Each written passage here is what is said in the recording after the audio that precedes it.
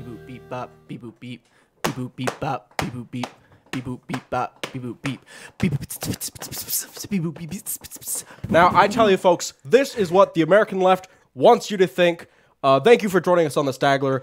We hope tonight you decide to get red-pilled with us and go on a journey of self-discovery and not becoming so woke that your brain falls out. I am Bert Llemonstrum, and this is The Talk with Bert Llemonstrum. I am here with my first guest, Peter Bich. Peter Bich, how are you? I'm okay. Now, you are a beta cuck, is that right? Indeed. Okay, guys. Hey, okay, it's not actually what the fuck was my name. I don't care. Bart Llemonstrum? Yeah. Bart I'm Llemonstrum. Peter Bich. Peter Bich. They seem like a cool duo. We might have to go back to them someday. Maybe. It is actually the Stagler, you guys. It is episode 45 of the Stagler. We are talking about the Wachowskis. The Wachowskis. The Wachowskis. Yeah. If you didn't know, they made The Matrix. Or if you were at like a alpine resort, it'd be like, watch out, skis, and you'd be like standing there and the skis would be like French frying right at you. French frying? Yeah, pizza, you point the skis together and you go slow. French fry, they're parallel and you go faster. Interesting. So if they're French frying at you, they're top speed. If skis are pizzaing at me, I'm like, oh, well, they're slowing down. I'm not too scared. But French fry? Oh, shit. It's bad. That's not good. Okay, I didn't know that was a thing. I thought, okay, never mind. What did you think? Did you think it was like... Well, I just didn't know what it meant. I never heard of it. I didn't really think of anything. It's just what I... Okay, well, you're really good at that. Not thinking. I know. I'm really good at that. Anyway, What up? hey, guys, it's New Year. Haven't seen you in a while. Happy New Year. Happy We're New Year. back. Hope things are going well for you. We're glad to be here with a big cool year. episode.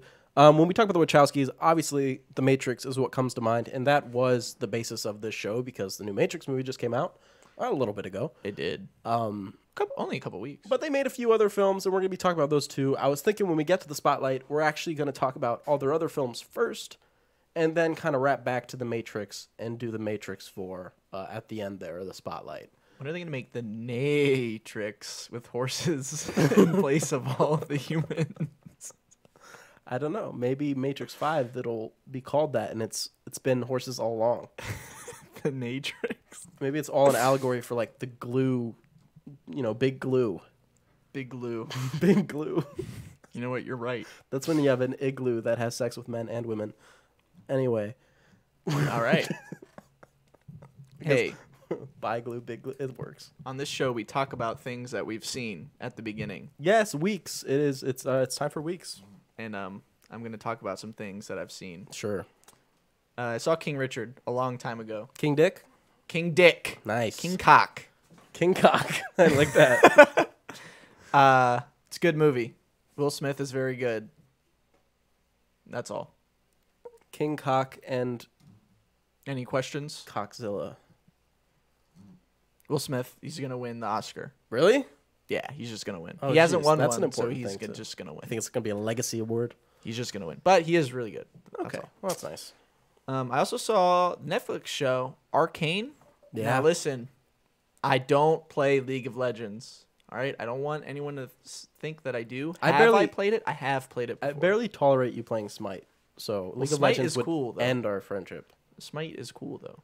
It would end our friendship. It would end our business partnership as well. I wish Smite was as popular as League, but maybe someday. I wish Smite was as popular as getting your nuts torn off. Okay. Same with League. But it's not the world we live in. It's not. Arcane though is actually really good. Mm-hmm. It's got a really cool animation style. I don't really know how to explain it. It's like kind of like if you took like The Walking Dead, like Telltale, Oh, interesting. and like The word that always came to my mind Made it was better. paper mache. oh yeah, I guess that's That's what it kind of a looks good like way to me, put it. sort of.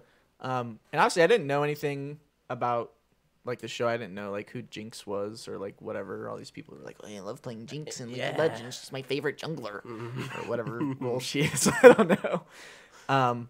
But she's got a cool story, and there's a lot of Haley Steinfeld is in it. There's a lot of big name actors and actresses in, which is cool. And the show started, and first couple episodes, I was like, okay, this is good, but I'm kind of like confused on like what it's about.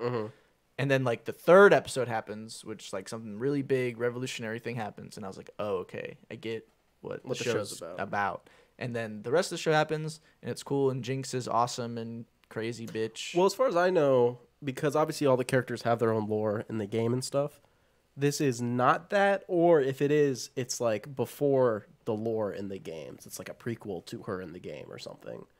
All I know is that what people were expecting from like, oh, this is her backstory in the game, like this is where she comes from.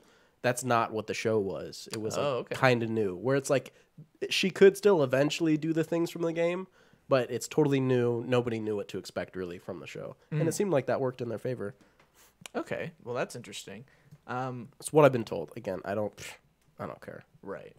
I think the villain is really strong. Probably one of the stronger parts of the show, but one of the weaker parts for me is there's two things basically. The comedy. Okay. A lot of the comedy don't really land for me. Some of it is like okay, but a lot of it, I mean, there's not a whole bunch of it. It's a pretty mature show. Okay. So there's not a lot of it, but the one thing that really I just couldn't get around it, there's one of the main romances in the show. Like I just could not get past they have zero chemistry. And I was just like, no, this should not be happening ever. But it does. In no world would these two people ever get together. And it just kind of like, and it's like a big part of the show, like that they're like in love. And I'm like, no, you're not. No, you're not in love, actually. That's not how you guys fucked. I get it. And we saw it. By the way, there's sex. Oh my God. There's animated sex. Like X-rated? You don't get all the way, but it's like, I was like, wow. Really? Yeah, I was, because I wasn't expecting it. Yeah. So if you want to see some anime sex, it's the show for you. Okay, I would call it anime, but I get it.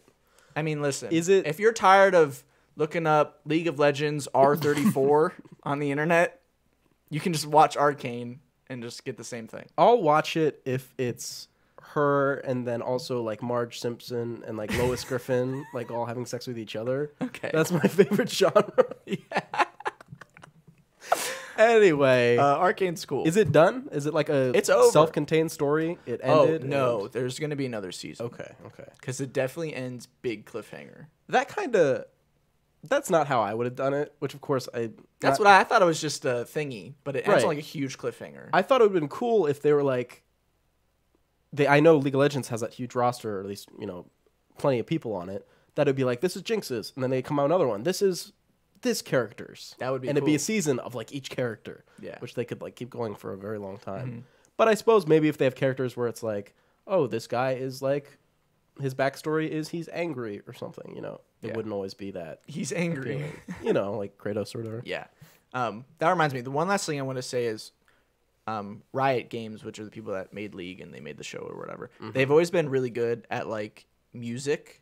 Like, they made like KDA or whatever, which is like more popular than like any of the games they've ever made.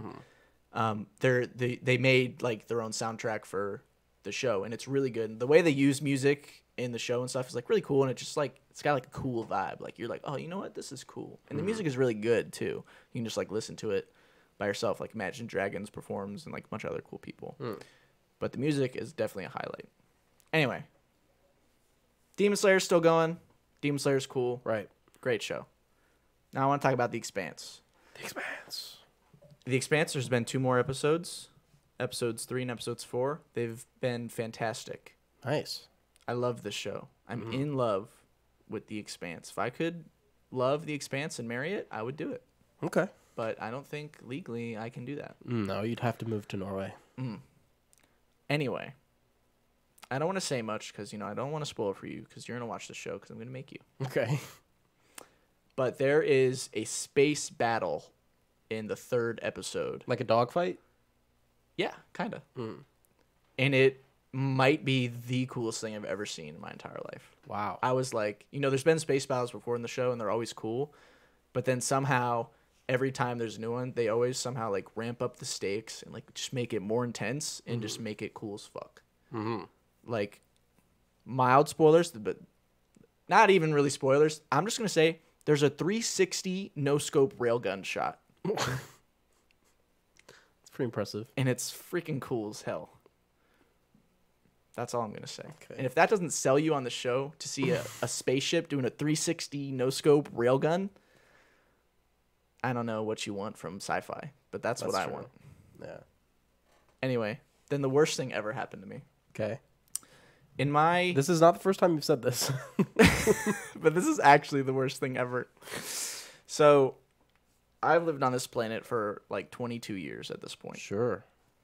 And I've always been like, the one thing I'll never ever do is watch Twilight, like the whole series. Okay. And I remember that. I remember specifically it being on at your house and you refusing to watch it. So, me and my friends, every Thursday night, we watch a movie. And we usually do, like, we just recently did all the Fast and Furious movies. Uh-huh. So we did, like, 9 weeks of watching all the movies. And my friends came up with a great idea. They were like, let's watch Twilight. And I was like, no, let's not watch Twilight. But then everybody conspired against me and was like, let's watch all the Twilight movies. So I was roped in and I watched Twilight. It sucks. But Rami... But I'm Team Edward. Oh, okay. Are you Team Edward because of what Robert Pattinson's been up to since, or actually in the movie? Partly yes, but also another thing we do is for whatever like series we're watching, we do like online quizzes, like what character would you be in the show? And I got Edward. So just saying. Okay. Pretty cool. Oh, what is her name? Oh, I don't remember her name. Short hair vampire Cullen. Yep, I remember. I like her. That's Nancy. No, it can't be Nancy. I would never like a Nancy. Whatever her name is. I know who you're talking about. Yeah. Anyway, Twilight, I'm not going to talk about it. It sucks. The only thing... I had this movie at 1 star on Letterboxd, but then the credits happened and they played Linkin Park.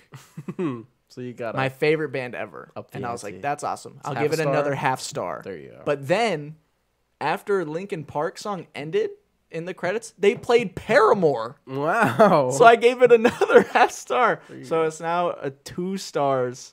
1 star based off music choice. That's fair enough. That was huge for me.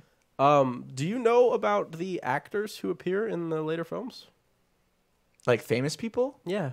No, I just know we got Kristen Stewart, Robert Patty, and Anna Kendrick is in the first movie. Can you believe that? Yes, yeah. That's amazing. Okay, that I won't say. Oh, cool. Because I can think of at least 2 people who I was like, wow, they were in those movies. Anyway. Okay, interesting. I'm not excited. Okay. Can't wait to see New Moon. Frick yeah. Yeah. And that does it? Yeah. Okay, well, I watched something kind of similar to Twilight. Not really, but kind of. It's called Lyle. It's a short little movie on, I think I watched it on Shudder. Must have. It's seriously only like an hour and some change. It's not really that long at all. Okay. And it's Rosemary's Baby, but with lesbians.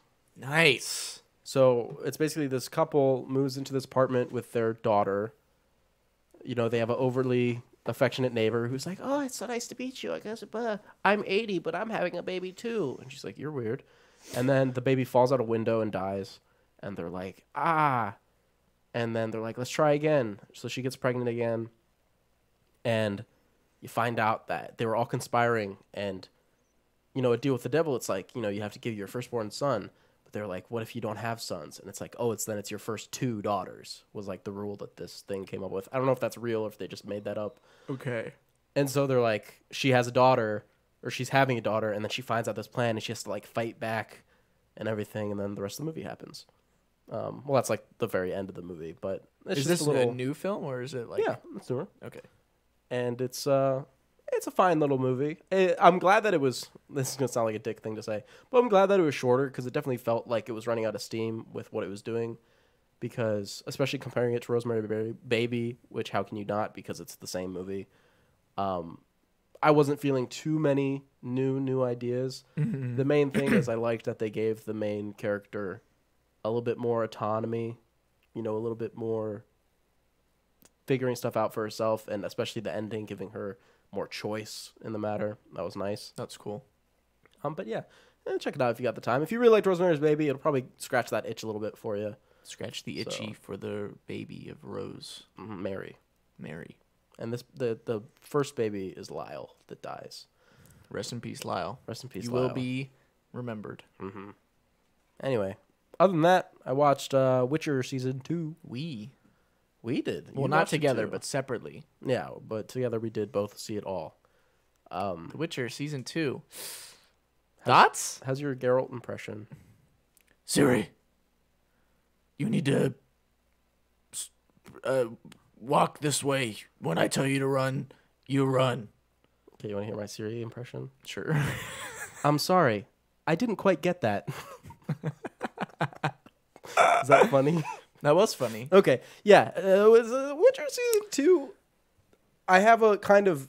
The bad thing is, people told me it was better than season 1, so I went into it with those expectations. I didn't hear that. It was not. I thought it was worse than season 1. It is worse than... Well...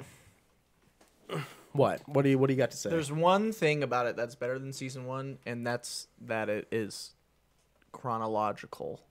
Yeah, I do remember that being kind of a gripe back in season 1 days, but like it made me miss it in this season because I was like, maybe it was better when it was out of order. It wasn't. It wasn't. But you're right, it wasn't. There was definitely a lot highlights. I feel like it's easier for me to talk about what I liked, and I liked Ciri's progression through this season. Ciri's cool. Up to the getting possessed, I was like, oh, that seems weird to kind of take everything away from her at the end like that, but whatever. I liked like one of the episodes with Yennefer and the guy teaming up and stuff. Like they went through the sewers and they were Jaskier? Like, no, not Jaskier. The other guy, the knight guy that she escaped with, that she was supposed to kill and then she like escaped with him. Really, he's like half of the season is them hanging out. What are you talking about? Her and the night guy, they're like, you have to. He's the Nilfgaardian soldier general. You have to kill him in front of the witch's order. And then she's like, "No, I'm not gonna do." And then they run away together, and then they like go in the tunnels and everything. Run away with me. There was like one good part with them, and there was a good part with Jaskier that I liked, which was the fire mage, and she has to like trick him without her magic, and she like spits the alcohol in his face. Mm-hmm. I like that scene, you know. I like there's not enough Jaskier. Jaskier is kind of like all of his scenes are pretty good in this season. Yeah, I like him. He definitely worked. It's a shame that he doesn't have more, honestly, because he doesn't even come up to like episode 4 or 5.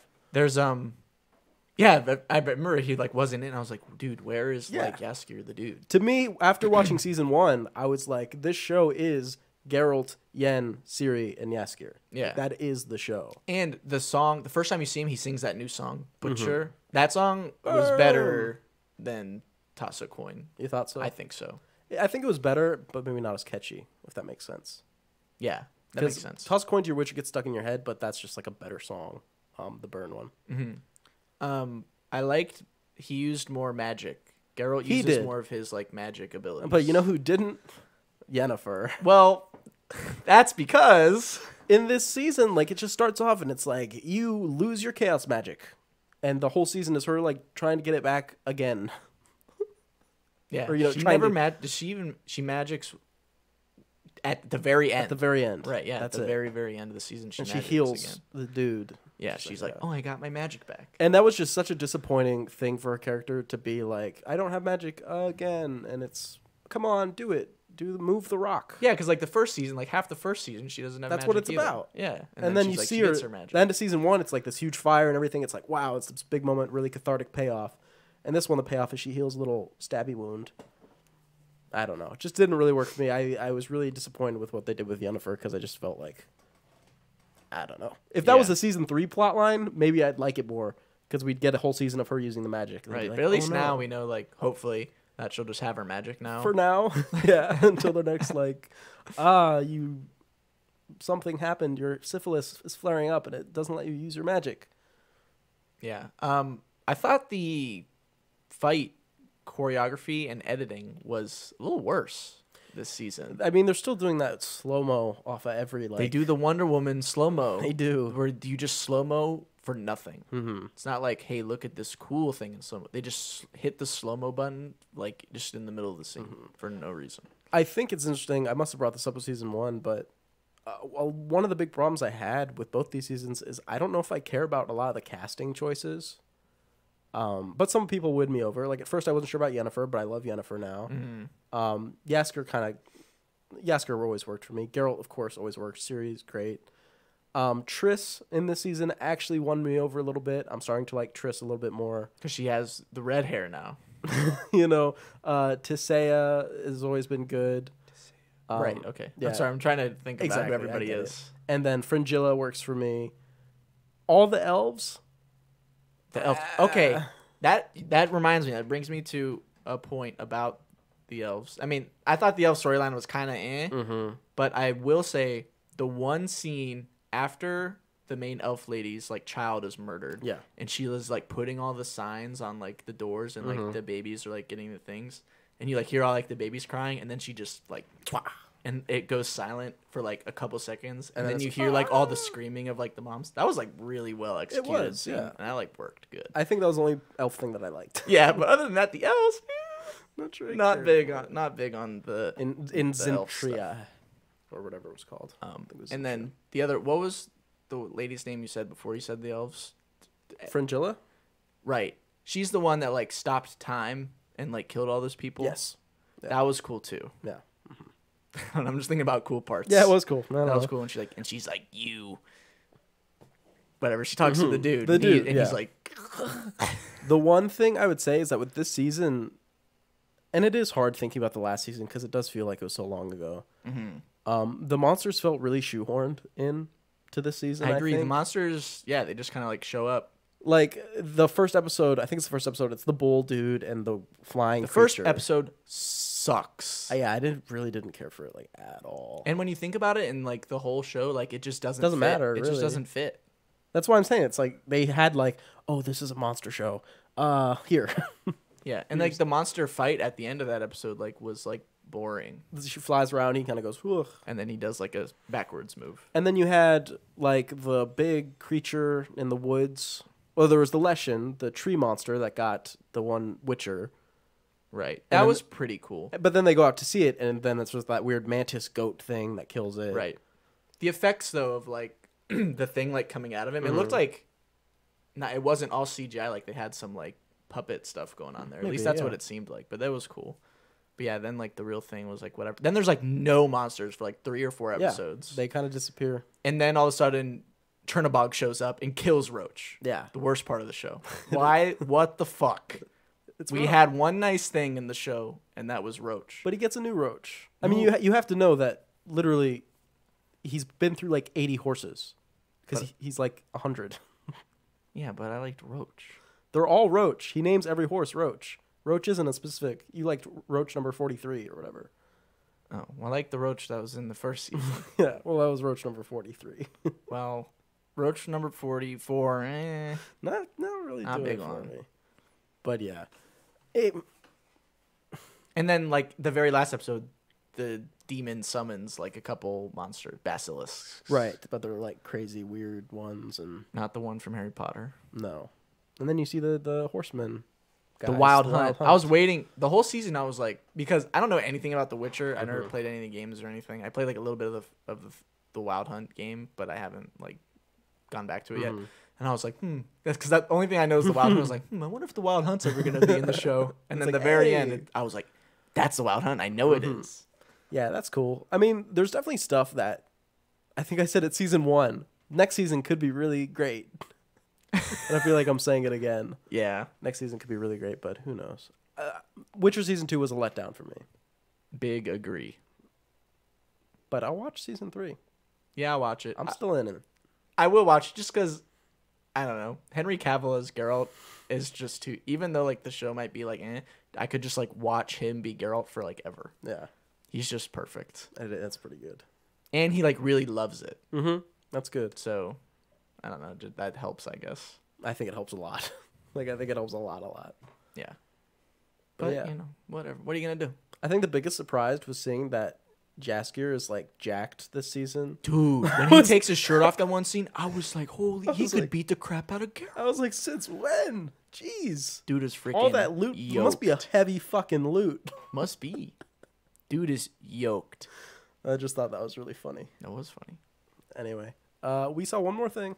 We did see this together, though. We saw this in the movie theater. We saw Licorice Pizza. Licorice Pizza. Warning, there is no licorice pizza in the film. Yeah, there's not. It's a little strange. The whole movie, I was like, when are they going to eat that licorice pizza? Would you eat pizza with licorice on it? Come on now. Yes, of course. What? But what is licorice pizza? Is it cheese pizza with licorice on it, or is it like the crust is made of licorice and then it's tomato sauce and cheese? I would think like chopped up pieces of licorice would be on the pizza in place of like pepperoni. Okay. It would just be like a topping. That makes most sense to me, I think. I'm going to invent that. What did we think of licorice pizza? Well, we is a broad term. It is. It seemed like, so here's my side of the story. We walked out of the movie theater, and it seemed like we were both like, yeah, that was good. Mm-hmm. It wasn't great. It was just like a good film, and neither of us enjoyed the ending. Yeah. But now all of a sudden, well, I don't know about all of a sudden, but it has been made known to me that you maybe don't even like this movie at all. I think you just misunderstood what I said, because it was a good movie until the ending, meaning the ending made the rest of the movie a bad movie. Like, it's a good movie, and then the ending recontextualizes the whole thing for me, and I'm like, oh, this is a bad movie. To me, that's how it ended up being for me. And still, I'm not saying it's like the worst movie I've ever seen. It's still properly made, it's except the for worst some movie you've ever seen. I said it's not, but I like it's properly made and everything. Obviously, you know. Well, yeah. What except for some editing choices I don't know if I agreed with, but you know. Well, Paul, you know what Paul Thomas Anderson says is that he says, "Fuck you, I liked Venom. Let there be carnage." Yeah, he does say that. Okay, well, why didn't you like it? Licorice Pizza is about Alana, right? Alana, yeah. Her name is Alana. She's what, 25? 25, she says. She's 25. She is kind of listless. She's kind of just wandering through life. She's basically she's like attaching onto men in her life and just kind of like rolling with it until she gets tired of it and then moves on. And the first one she latches onto and keeps latching onto in this one is 15-year-old Gary Valentine, played by Cooper Hoffman. Coopy. And they have a quote-unquote relationship, like not relation, not like love, but like friendship, like. Yeah, well, at first he's like, "Yo, be my girl," and she's like, "Dude, I'm like 10 years older than you. Mm-hmm. That's freaking weird. But like, we could like hang out, I guess, whatever." And he's like, "I'm gonna marry you." She's like, "You're a freak." Yeah. And then she goes to the restaurant to hang out with him, and he's like, "We're never going to forget each other, and this is great, and I love life." And she's like, "My life is over." Get it? It's like, she thinks her life is over, he thinks his life is just beginning. Oh, they'll equal each other out, or whatever. That's why they're meant to be together? I don't know. Right. I mean, it is an interesting dynamic.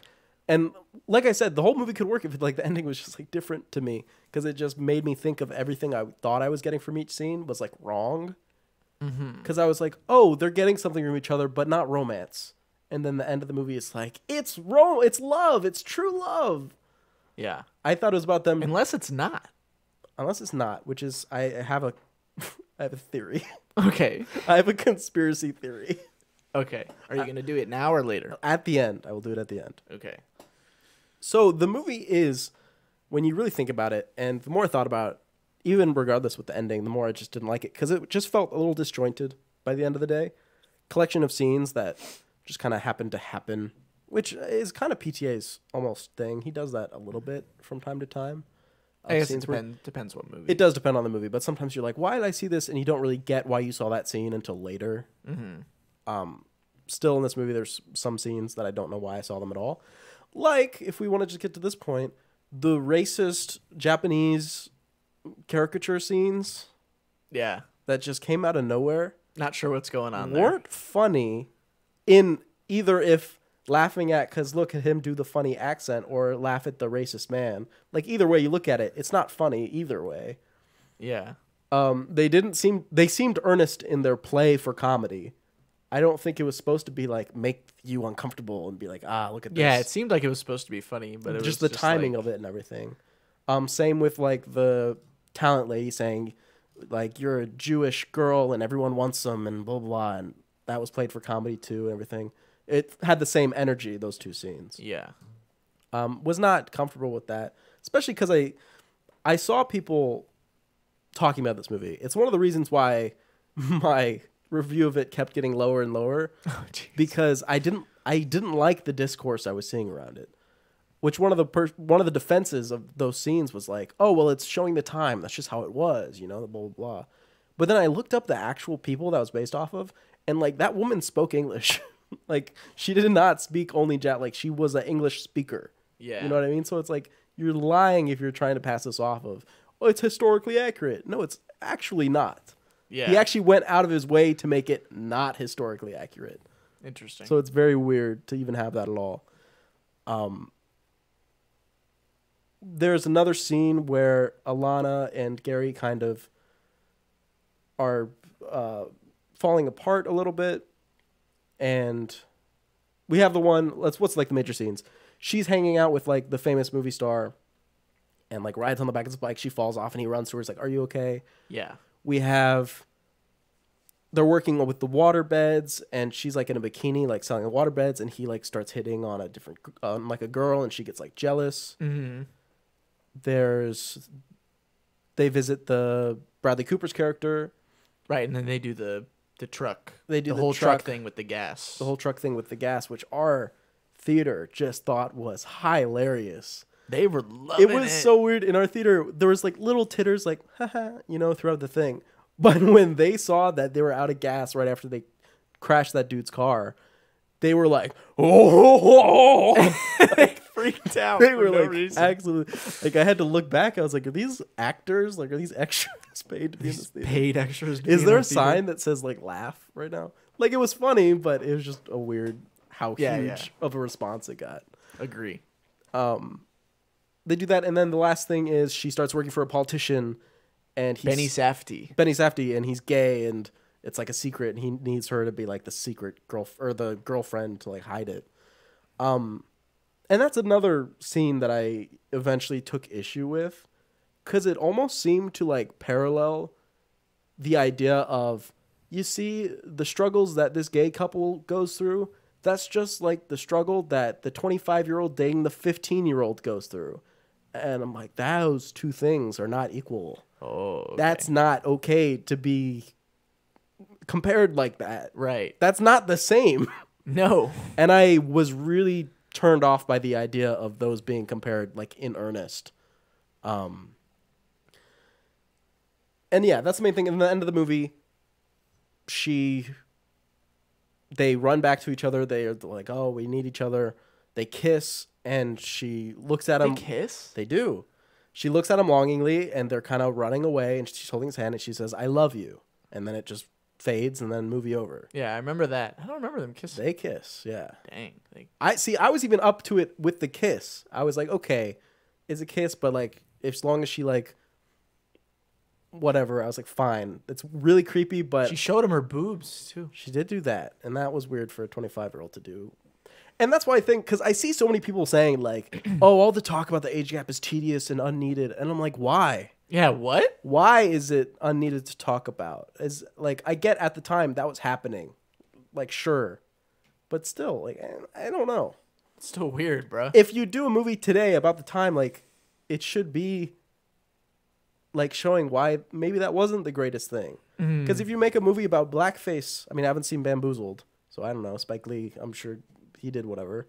But like, if you just make a racist movie and be like, that's how it was at the time, people aren't going to be like, okay, I believe you. Yeah.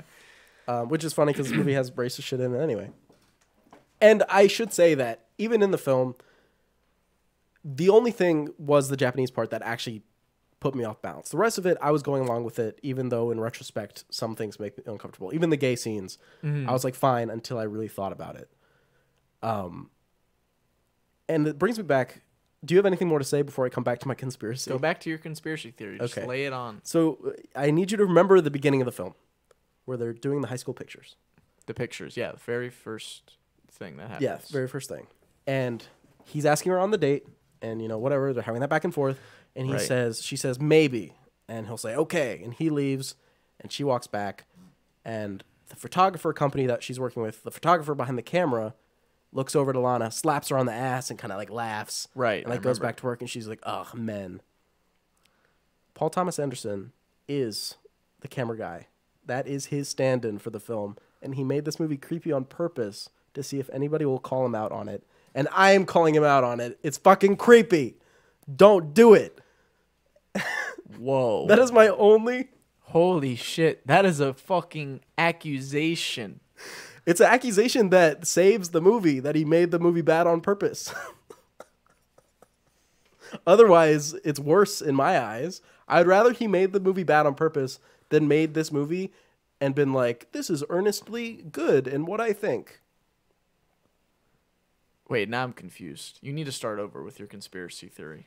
So there's that guy, the guy behind the camera in the movie, slaps Lana on the ass and kind of sexualizes her. Right. And I'm saying Paul Thomas Anderson, that is his input. He put that guy in the movie as a reflection of him saying, I'm making this girl creepy and you're all like eating it up.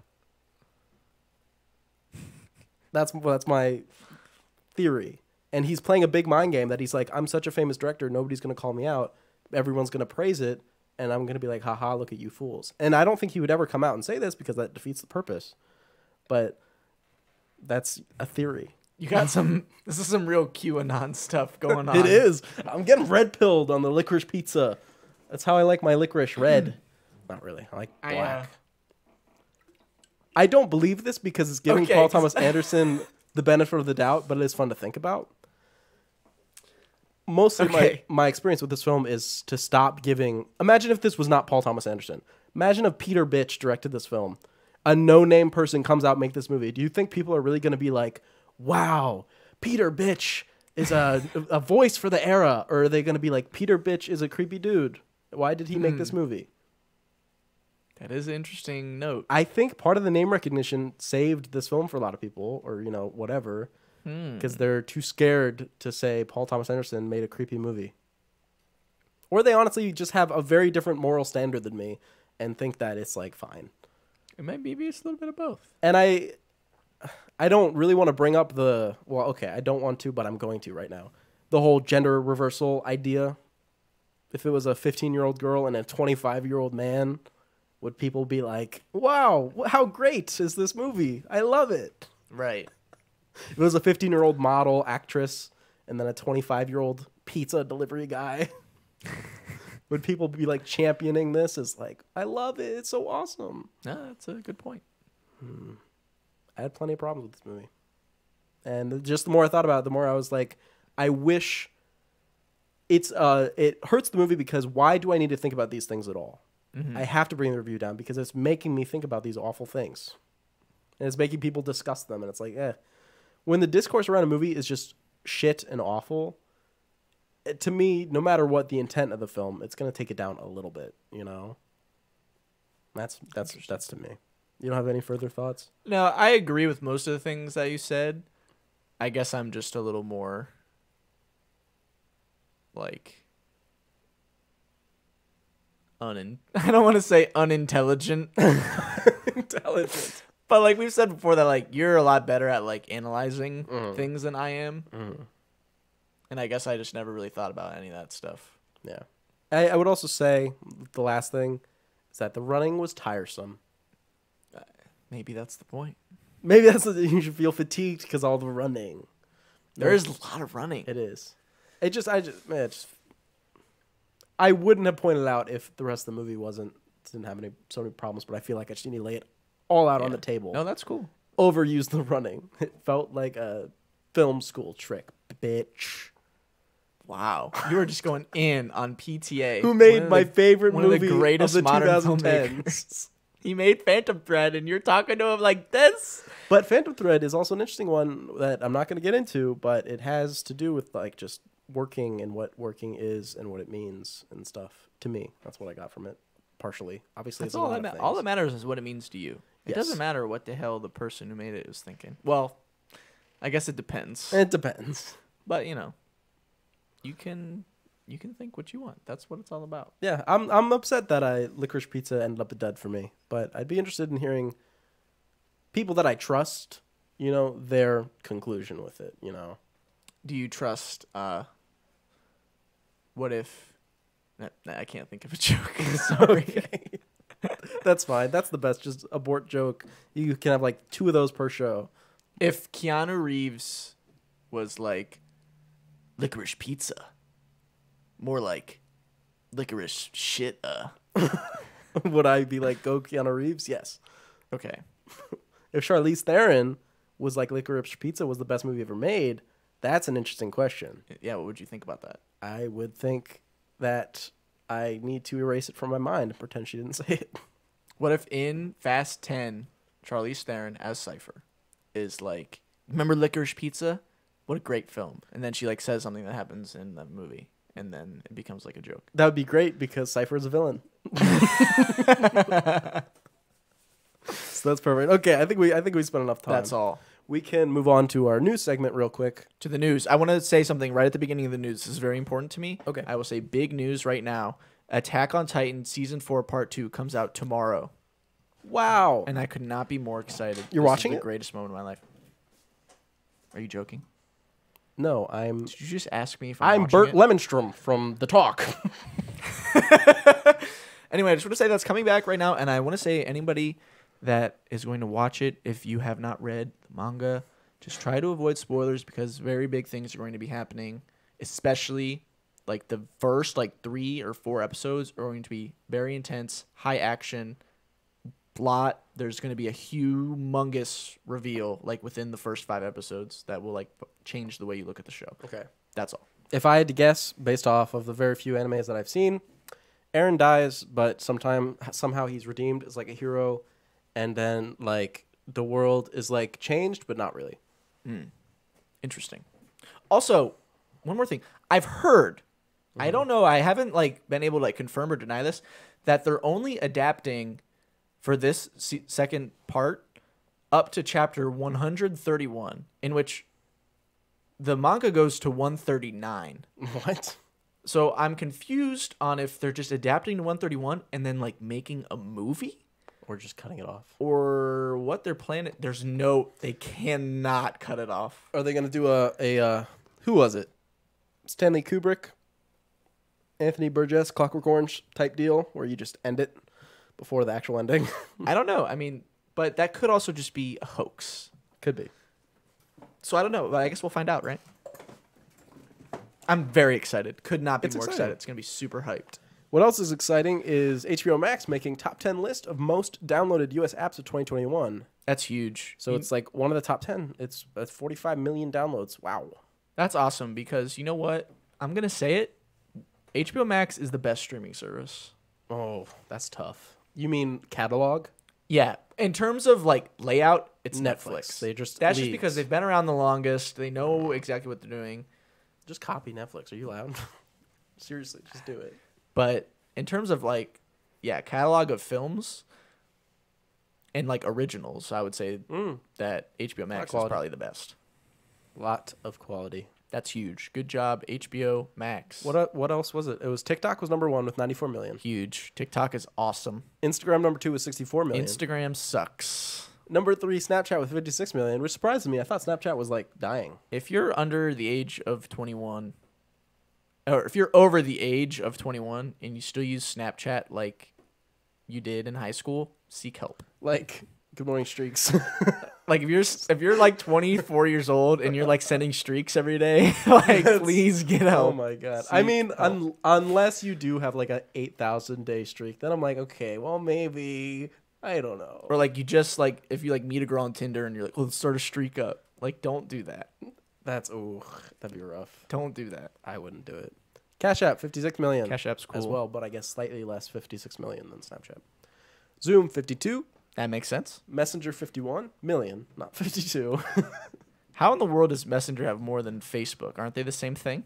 No, because Messenger is just for messaging. Facebook is like checking everybody's feeds and stuff. But wasn't Messenger like a Facebook thing? So you have to have a Facebook account to use Messenger? Well, yeah, but you need a Messenger account to message on Facebook. But I guess it's just downloads in 2021, and Facebook's been That around too. forever. That's true. 47 million people downloaded Facebook. Download it. That's crazy. Well, maybe they undownloaded it?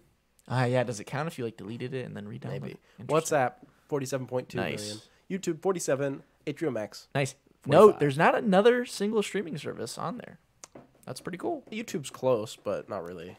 YouTube's not a streaming service. I mean, you like Not in the stream same way, things, but but not, yeah. you know. That is interesting. That's cool. Good job, HBO Max and Warner Brothers. It's because of those breakout day and date. It's got to be, you know? It really is. How many of those people are sticking But they're not around, doing though? that anymore. I know. So how many people are sticking around? I don't know. It's interesting, though. It is interesting data. Scott Pilgrim anime series in development at Netflix. No thanks. What? They tried turning animes into TV shows. Now they're going to try turning a movie into anime. Well, it's a comic book. It's a graphic novel. Comic book became movie, became anime. Well, I think it's comic book. It's like The Witcher. They're adapting the comic book, not the movie. Oh, the anime is going to be... I believe, yeah. comic. But isn't that what the movie does? Nah, sort of. It's very abridged, obviously, because it's a lot shorter. But it'll be sort of... well, but this one says that it's Edgar Scott. Edgar Scott. Edgar Wright is executive producing. So who knows? Interesting. It's Maybe it'll unclear. be good. I don't know. We'll see. It's just like kind of weird. Like I like new stuff. I do like new stuff. That's all. Marvel movies made 30% of the total box office last year. Last year is in 2021? Yeah. Okay. That's not fair. That is not fair. For two reasons. Okay. Well, I guess that's really one reason. There's a pandemic, and no one is going to the movies often. Except for Spider-Man. And then they release Spider-Man No Way Home, and everybody sees it. So, and it's like made like probably $1 billion at this point. $1 trillion. So, of course, it's going to have like 20%. That's not like... I mean, is the industry dying? Yes. Wait. But it's not like Spider-Man No Way Home was the fucking nail in the coffin for original voices in cinema. We're in an unprecedented time. Well, I think maybe it's... Because people bring up this conversation always, and we do too. There's a difference between cinema and theaters. Martin Scorsese has a lot to say about this. Yeah, but I'm just saying, like, will theaters die out? Like, obviously, mass. Like, will it be like, oh, the closest theater is the next state? Maybe in a very far off time. I hope not. But I hope not either. But semen. like, it's not. It's semen. Semen. It's been too long that we haven't been in the studio. 'Cause I'm just, yeah. But like, even if theaters are ever in trouble, I don't think it's gonna affect movies. You know? No, movies are always going to be a thing. But I guess it is weird when you think about it because like no one went to really see any movie. I mean, freaking what? Tenet came out. Tenet came out. We saw West Side Story. It was like West Side 3 Story, people. No one saw. Licorice Pizza was okay. There was but like that's still that Not movie, as what you would expect. You know, the other Marvel movies that came out didn't make as you know this. And I understand this movie is a little different, but then like Spider-Man comes out and people flock to the theaters like it was 5 years ago. When, And Omicron cases. yeah, see, Fucking skyrocket. thanks a lot, Kevin Feige. Look what you did. Look what you did. Look what you made me do. So I guess it is interesting that everyone was like totally willing to go to the movie theater, no matter the risk, to see Spider-Man, but not to go see these other things that people should like The Matrix, which bombed. Yeah, but HBO Max, Right? it's different. So yeah, It's weird. it's weird. That's weird for sure. Atlanta season 3 will finally arrive next spring as FX announces long overdue premiere date. That's huge. Thursday, March 24th at 10 p.m. I actually can't wait. 2 new episodes. 10 episodes, but 2 to start. Oh, nice. You haven't seen Atlanta. I'll probably be trying to. I have. It's a really amazing show. It's like unlike anything you've ever seen. If you haven't seen it, just watch it. It's amazing. It's got Donald Glover. I'll definitely check it out. And the last piece of news here. John Wick Chapter 4 pushed back to 2023. That hurts. That does. You know what, though? That's okay. Gives me plenty of time to catch up.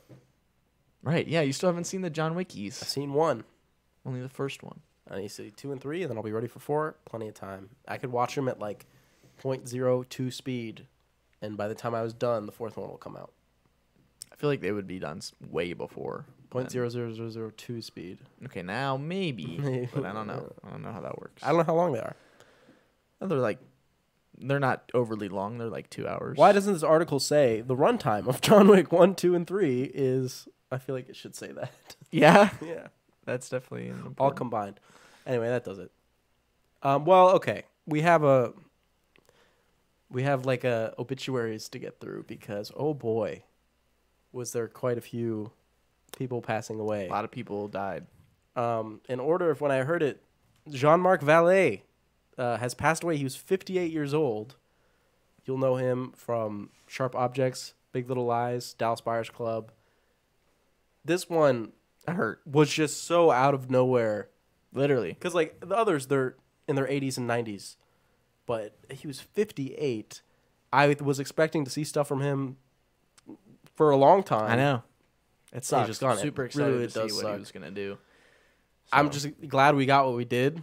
You know, he's made a few films that I would really love to check out, and just really go back in his catalog and see what he's done.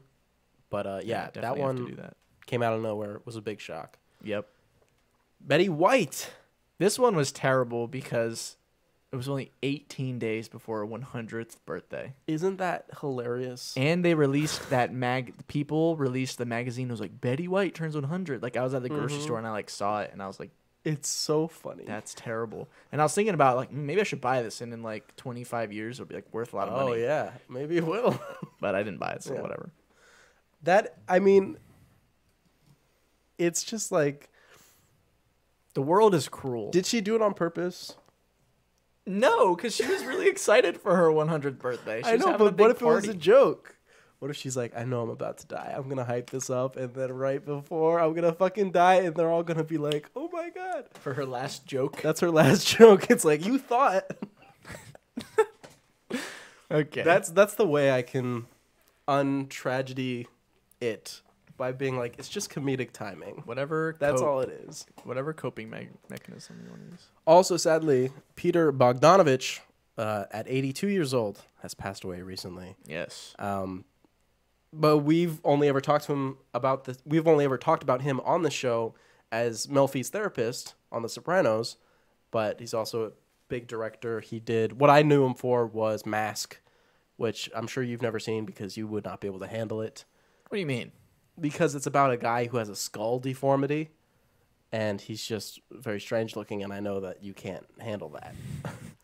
Do you want to look it up? Look up Mask. Please, I just want to see if you could handle it, because you got really defensive. I could probably do it. And I was just trying to look out for you. Mask. But just Mask movie, you know?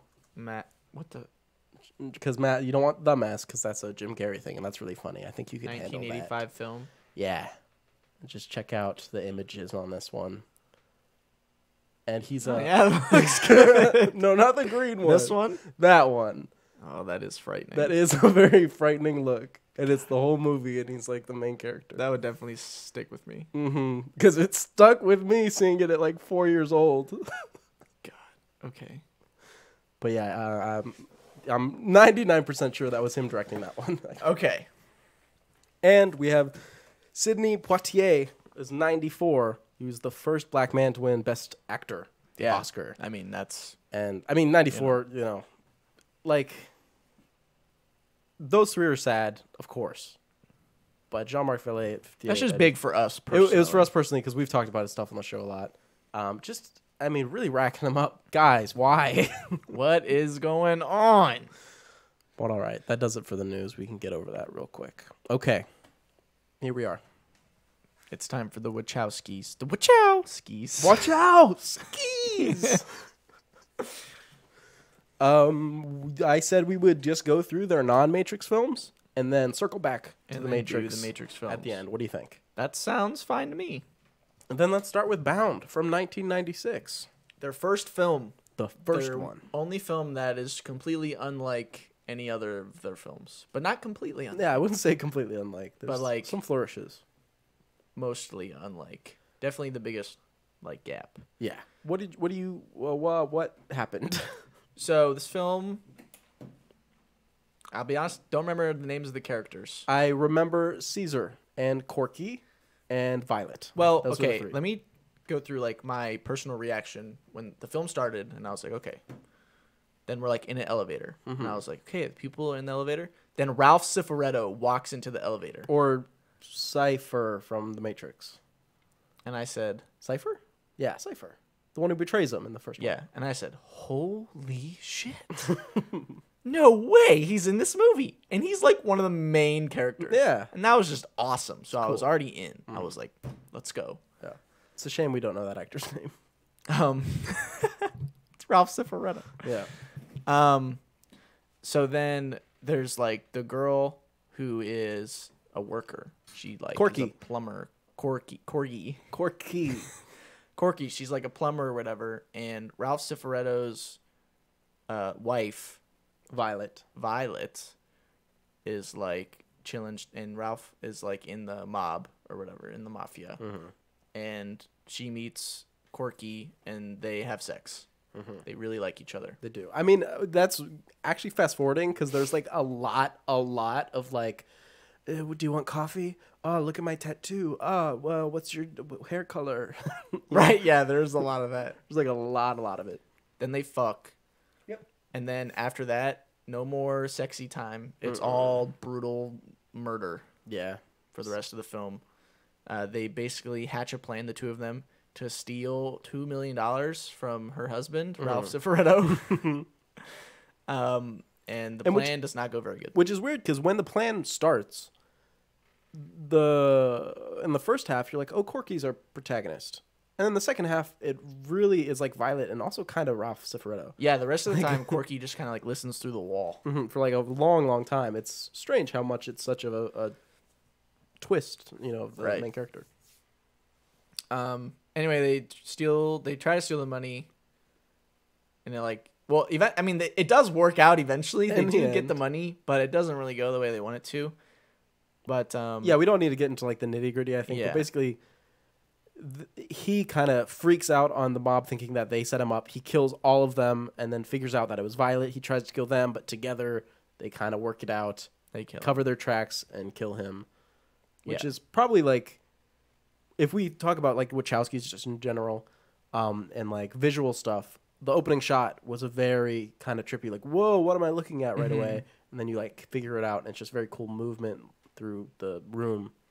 And then obviously his death being shot in like the plaster, and the gun kind of like twisting through the plaster, and it's being like shot everywhere, and just very cool stuff like that, where I was like, ooh, that's that visual flair that we can expect to see later. Yeah, there's cool, like, a lot of the film takes place in like a hotel. There's a lot of cool, like, I remember like the main mob dudes like come up the elevator, and like the elevator opens, and it's like that low angle. They like walk out, and they just like look cool. They have the shot, which I don't know who was the first to do it, but I remember it was like the camera strapped to like Ralph's like chest while he was freaking out, like, oh, they're gonna kill me, and he's like walking around the room. It's like that kind of angle, which I was like, oh, this is probably like an earlier use of that. I bet. And then the most important thing is the very last thing that happens in the film is they put on sunglasses. Yes. Which is the beginning of the whole sunglasses deal. Yeah. Yeah. But I will say, this movie builds tension well. I think probably a little better than most of their other films. There's one scene in particular that had me, like, grabbing the sides of my chair, which was when he just killed, like, the two dudes, and he puts them in the bathroom. And the cops come in? Yeah, and the cops are coming up because they're like, oh, we heard gunshots. And he, like, pretends that he's, like, deaf in one ear and the TV's loud. And he, like, covers up all the blood with, like, the rug. And the cops are, like, looking around. And he's got the gun, like, under the towel. And it's just, like, really intense. And the one cop, like, steps on the rug and, like, mushes. Blood and, like, the blood starts coming up. And I was like, oh. Because even though you, like, Ralph. I'm sorry. Caesar is, like, a terrible person. And, like, you're like, yeah, fuck this guy. He should die. But, like, in that scene, you're like, holy shit, I don't want them to find out. I don't want them to find out. It's just because you know it's conflict, and you just want to avoid conflict, you know? Right. I thought it was going to turn into a thing where he would walk away, and then, like, he'd have, like, a bloody footprint or something, and then, like, try to get back in, but that's not what happened. No. Then, yeah, he just kills more people. And then he gets killed. And they live happily ever after, Corky and Violet. Yeah, the scene where he gets killed, what's the line she says? He's like, you won't pull the trigger. That is another Wachowski brand thing. It's like in all of their movies that they go, you wouldn't dare shoot, bam. Actually, the line is, I know you, Violet. You wouldn't shoot me. You couldn't pull the trigger. And then she goes, Caesar, you don't know shit. And then, pow, which is funny because that was exactly what was in my head. I was like, say this, please. Yeah, and blast him. She blasts him. It's cool. Cool movie. Mm-hmm. Speaking of cool movies, the very next movie they made was The Matrix. So we're skipping it. Oh, sorry. And moving on already. to Speed Racer, all the way in 2008. That was after they did the whole Matrix trilogy. Yeah, which we have talked about on the show before. The Speed Racer is an audio-visual masterpiece. It's great. I don't know. We talked about it. I feel like we talked about it for a long time. I wish we could have seen it in the theater again. Oh, my God. They need to do a re-release of Speed Racer. Racer. Oh, my God. That would be terrific. I would freak in the XD. Sign me up. Speed Racer. I mean, I don't even know what else. How many times have I said that Speed Racer is the fucking best movie ever? Ninja. More like Nanja. Terrific. Come on, that joke is genius. Does anybody say they're gonna shoot and then the other person goes, "No, you won't," and then they do in that movie?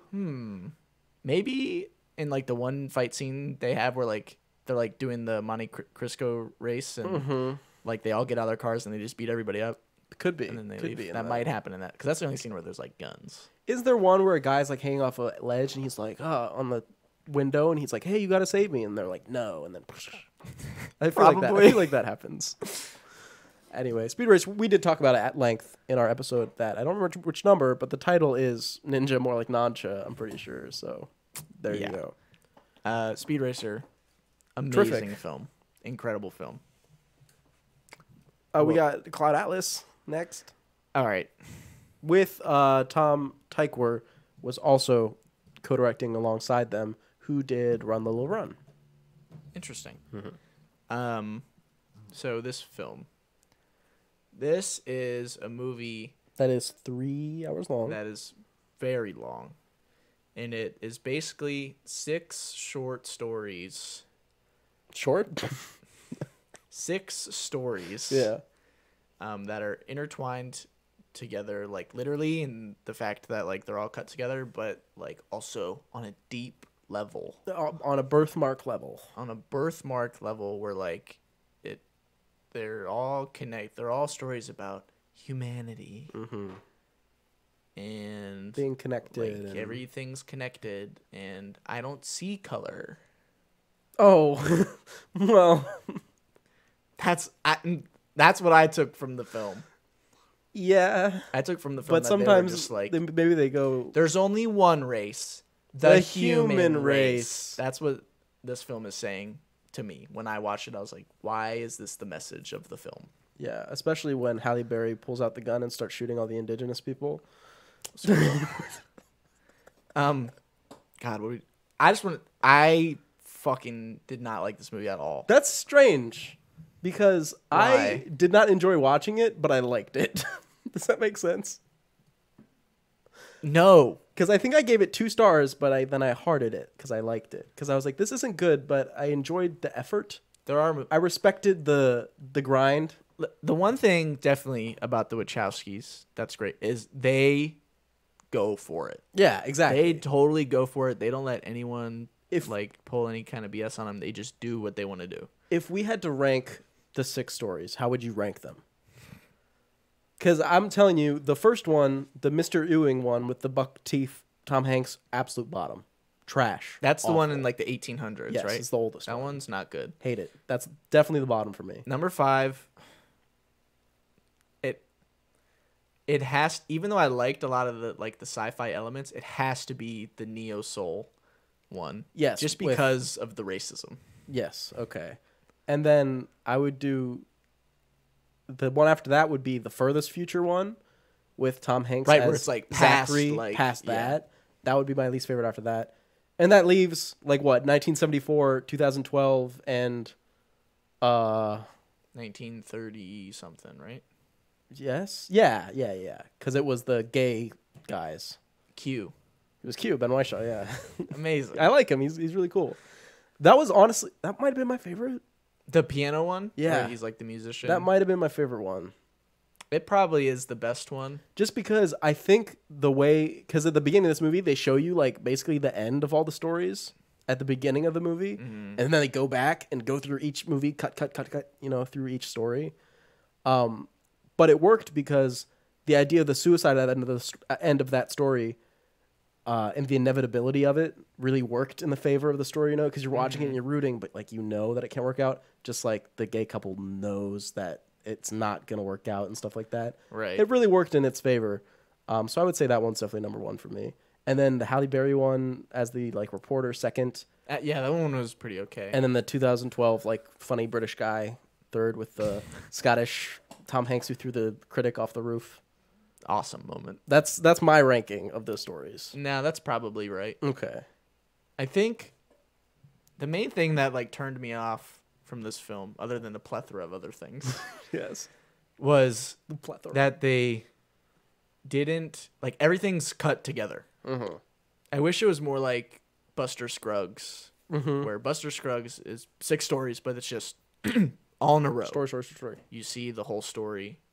I wish they would have done that because, I mean, and I get they want to like show the connections between all the stories. I've never and read stuff. Cloud Atlas. I don't know how it's set up. Yeah, I don't know how the book goes, but it's like, especially later, once we get like later in the film, like you'll get like 15 seconds in one story and then it just cuts to another one. Yeah, it's really rough. And it just and the other thing is the same actors play different characters in every single story. Exactly. Tom Hanks plays 6 different people in this. Yeah, Hugo film. Weaving, same thing, right? Yeah, Hugo Weaving plays 6 different people in the story. Like all the actors are like in all of them, and it's just it's just a lot. It is. And it's just like, I don't want to be working this hard to enjoy the movie. Yeah. And it's not like it's so confusing and everything. No, it's but not it's that just about terrible. changing gears. Yeah. Because it's like the tones of the stories are different, So it's just like, why do it this way? So it has a lot of failures that way. But again, at the end of the day, I was like, I respected the effort. Yeah, I mean, they absolutely go for it. I mean, you can tell it's like, the visuals are awesome, especially in like the Neo Soul one, like the visuals, like the city and stuff. It was the most reminiscent of like the Matrix and stuff. Yeah, like just like the the way they push the boundaries of like visual effects and like things like that. They're always doing. So stuff would it like be that. better?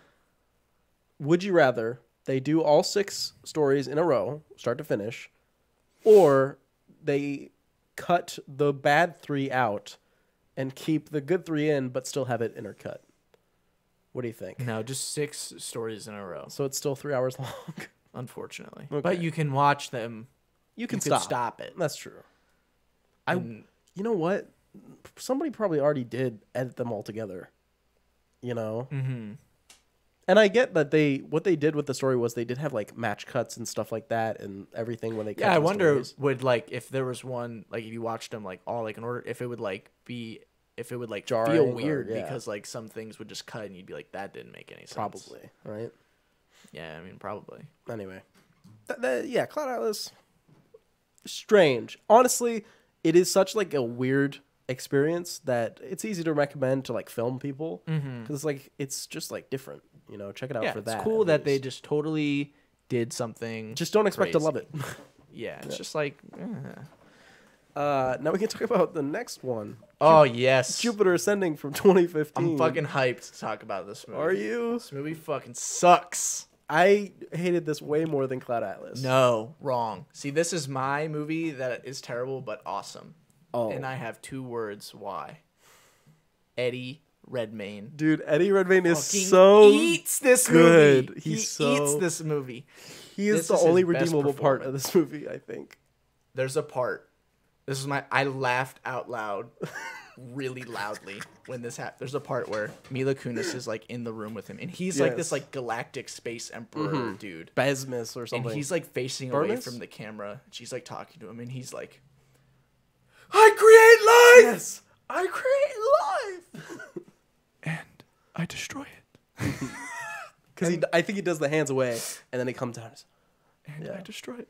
And that's what he does. The whole movie, he's like whisper yelling. He's like, do you really think that you want to do that in front of me? You would really betray House Arrakis. Arrakis. Maybe we could talk about that. It's a lot of Dune vibes. Oh, boy. But he's like, you would really betray Mother, you would do something. You know it is my fiefdom. I do not! He is just eating. It was entertaining, though. It's amazing. Even if he was acting like he was trying to get fired, I just could not take my eyes off of him. He was absolutely astounding. Great Eddie Redmayne performance. Just fucking great. I could not stand basically everyone else. If we want to talk out laugh out loud moments, I have two more. Okay. It's one where they go to visit Sean Bean. Sean Bean, amazing. And he doesn't die. Can you believe So you know this movie's fucked up. a film where Sean Bean doesn't die? And so they go, and it's like his little cabin, and all the bees start flying around. And Sean Bean kneels on one knee. He's like, Your Majesty. And he looks up and goes, bees are genetically registered to identify royalty. Or, you know. Amazing that Sean Bean, well-renowned actor, had to say that line with a straight face. He's just like, yeah, bees, they know That's that you're acting. a queen. They know. They're genetically modified. And then there's one more. I would love to hear the next one. And maybe it's me. But they're doing like the big assault. And this one commander lady is like, rear cannons fire! And it cuts to an elephant man. And he just goes and presses a button. And the rear cannons fire. And I was just like, oh my God. Amazing. It was just the timing of it and the cutting to cut to Elephant Man This is of good all stuff. things. And the whole idea of these giant lizard people. And he's like, Mr. Greer, I have something to tell you, Mr. Greer. And he's like, what do you need? Yeah, their voices were funny. They looked cool, though. Again, the idea of them just going for it is They do just go respectable. For it. I mean, you know, Channing Tatum has space rollerblades. and a gun that barks Also, he's part wolf and has and has wings. But he got his wings taken away off until the end. to the end where Spoilers. because everybody knows that wolves have wings. That's why he's They a have Lycan. zero chemistry. Mila Kunis and Channing Tatum. I was gonna say I thought It's, this movie made me think Channing Tatum was gay. Because there was so little chemistry. I don't want to And the say it's makeup. either there's faults, Okay. but I think Mila Kunis is like miscast in this film. It's just weird that she's like so chill. Isn't it? That's what I was thinking. I was like, why are you not freaking out? Because she's literally like, I'm a normal Russian girl. Well, whatever. And then like aliens are literally like abducting her friend, and she's like, I'm gonna pull my iPhone. Yeah, she Click. like takes a picture. And then they like kill her. Well, they try to. And then she's like, oh, this is weird. And then within like 5 minutes of that, she's on a different planet. Yeah, and they're like, you are the rightful emperor of the galaxy. And she's like, She's like, I like the cool. sound of that. She's like, nice. And then like by the end of the film, they're like, you own Earth. Yeah. She's like, cool. Okay. Well, she can't really do anything with it. Because the whole idea is, I mean, it's kind of like The Matrix, where the Matrix humans are like batteries. And in that movie, they're like anti-aging cream, where it's like to kill 100 humans is like you take some years off your life because you turn them into a paste. Right, And and then they bathe in it and you get younger. get good.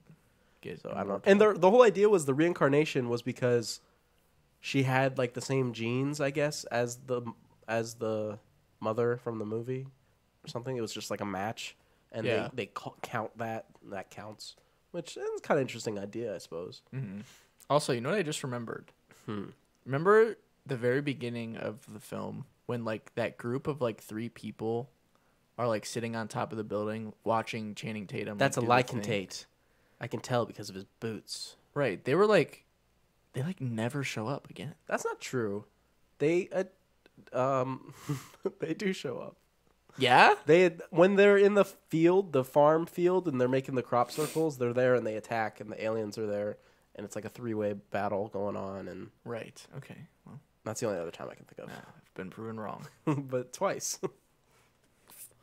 2 times they show up. Visually though, there wasn't actually a lot of times where I was that, taken away by it. Yeah, no, this one's not as like visually impressive with like the actual like visual effects or like the camera cinematography or even like the choreography of the fight. fighting scenes. It's nothing. Just because they don't have the dude from The Matrix. I don't know the name of, but they have a dude that like choreographed all the Matrix movies except for the new one. And obviously that dude's cool. Yeah. He did like Crouching Tiger, Hidden Dragon, and like stuff like that. Jupiter Ascending. It felt like maybe if they split it into 2 movies, because like I felt like there could have been a whole movie with just the little gray aliens and them just fucking shit up, and it's like like I don't understand how you can have like half the movie be like on a farm and the other half is like on a spaceship. It just doesn't work for me. How can you have both of those and it's half the running time each? Do you understand what I'm saying? I guess, but you know they're pushing it's like the boundaries. Cut scene, they're in a library, cut spaceship, cut farmhouse, cut black hole. Well, not really, but just as an idea, cut swimming pool. It's very strange. Yeah. Anyway, that does it for Jupiter Ascending, and that does it actually for the films that are not The Matrix. So we can go back to The Matrix from 1999. The year I was born. Keanu Reeves as Neo, as Thomas Anderson. Mr. Anderson. Mr. Anderson. I'm gonna glue your mouth shut. What the hell is there to say about The Matrix that has been said? This movie's totally awesome. Unless you have a hot take in which you think it's not totally awesome. Well, I was gonna say the movie sucks because you said what's something that hasn't been said about it. Oh. Ooh. Good one. Nah, dude, what the heck? This movie freaking rules. It rocks. I will tell you, I guess we can kind of reveal it as we go on. All 4 movies, this is still number 1. Easy. Easy. It's definitely, I mean, you know, what are you going to do? It's tough to beat because the concept is so, they don't have to explain like a bajillion things because they're just like, this is the one thing and it's huge. It's kind of like a mind fuck. You know, it works. There you go. Yeah. My thing was, I can't believe how good I did at not ever knowing what The Matrix really was about. Because, you know, this was my like first time seeing it only a few weeks ago. What? Yeah, The Matrix. The first movie. Oh. I haven't seen any of them. I didn't realize that. This was it for me. And I didn't know anything. So when you find out that there's like machine robots have taken over the planet and like stuff, I was like, what? Oh my God. I did not know that's what was going on. So I was like totally fucking blown away. It was like it was 1999 and I was going to see it for the first time. Yeah. I was like, holy shit. That's crazy. Movies. I don't even know how you did that. Well, all I ever knew from The Matrix is, look, I can dodge bullets. Yeah. And people would just be like, oh, look, he totally matrixed. And I would be like, yeah, of course I know what that is. But there's robots. Yeah. And they have enslaved the human race. What did you think The Matrix was? I knew The Matrix was like a fake reality. Oh, okay, but like, okay. You didn't know from what? Yeah, what I was didn't real know that reality. they like, yeah. you know, like tapped into it from like... So, you know, Revolutions must have been like wild for you. Everything was just fucking crazy. Yeah. So the first movie, you have Thomas Anderson. He's Neo. He's like the one. Morpheus and Trinity are like trying to get him and like prove him right. The agents are after him. Yeah. Runs around. He figures out everything. Before we do that, sure, we need to ask us a very serious question. Okay. Be completely honest. If you were Neo, would you take the red pill or the blue pill? I would say, what happens if I just do nothing, like do neither? What if I just stay here and look at you for the next 10 Well, it's years? like taking the blue pill, except you. But I didn't take it. I said it would be like taking the blue pill, except you would know. Oh, that the red pill and the blue pill exist, and you would that'd be thinking about. That'd it be forever. more likely than me taking the blue pill. I could say that much. Really, you would not do it and be like, man, what if I took one of those pills? Because if you took the blue pill, then you go back to being like oblivious. Yeah, I wouldn't do that. Under any circumstance, I would not do that. But so you would rather just like live in the world you live in right now, except have in the back of your mind all the time that you could have made a decision that would make you see the world for what it really is. And that's what Bert Llemonstrum has. QAnon is the red pill. You don't have to take it because I did, and I know the secrets that the world is not telling you, and I'm here to tell you that everything is fucked and we're all going to die. Please buy my merchandise before it's too late. All right. No, but taking a blue pill, that's stupid. Who would do that? I don't know if I, like, they say it's not a choice, right? It's just, it was never a choice. That's just what you do. You take the red pill. Bert Llemonstrum. I don't know. If you had a really good life, like... Oh, okay. So not if we had Neo's life. If we had, like, our lives right now. Like, Yeah. my life, if tomorrow, if somebody came in... Morpheus was like, he called you on your phone and was like, walk to the door to the left. And he was like, red, blue. Right, okay. Well, that's okay. Interesting. That's a little bit different. Still would not take the blue pill. But I might just say, no thanks, and live with the knowledge. I can't believe you. That would eat me alive. Really? Yeah, would it not? I mean... Every day you would wake up and you'd be like, I wonder if I took one of those pills. And, like, you wouldn't be able to tell that to anybody. You'd be like, hey, somebody came to me. Well, you asked me to take could. pills. And then they'd be like, I don't "What? believe you. That was just I feel the like, you know the Matrix." Matrix, it's like that. And they'd be like, shut up. Literally. And you'd be like, no, seriously. But here's the thing. If somebody came and gave me 2 pills, I'm not reticent to take pills from strangers. But if it was, like, someone who, like, you know, called you on the phone and, like, knew everything about you and, They like, came stalked in and me. they had dope-ass sunglasses. They'd have to do a lot of convincing to get me to believe that. Like, they'd have to glue my mouth shut and stuff. Right, yeah, that would also have to happen. If once that happened, I'd be like, okay, I'm in. I get it. Red pill me. Would you? I don't know what I would do. You think you'd take It's the blue? tough. But you wouldn't take neither. There's no way I would not take one. Oh, That's no. fucked. What if I take both? Purple pill. The purple pill. What would that Yeah. do? I wonder if you took both. I guess it would be like whichever one hits your system faster. Probably, yeah. So it's just like a coin toss, I guess. I guess that'd be what I would do. I take Oh, both, yeah? and whichever one affects me first, What you that's live just how I with. get it. Yeah. Either way, I wouldn't really know. Well, I would know one way, but if the blue pill activated first, I just wouldn't know. But if the blue pill activated first, doesn't the red pill activate second? Well, the red pill doesn't really do anything, though, does it? It's probably just like sugar. Yeah, the red pill is just like, okay, Yeah.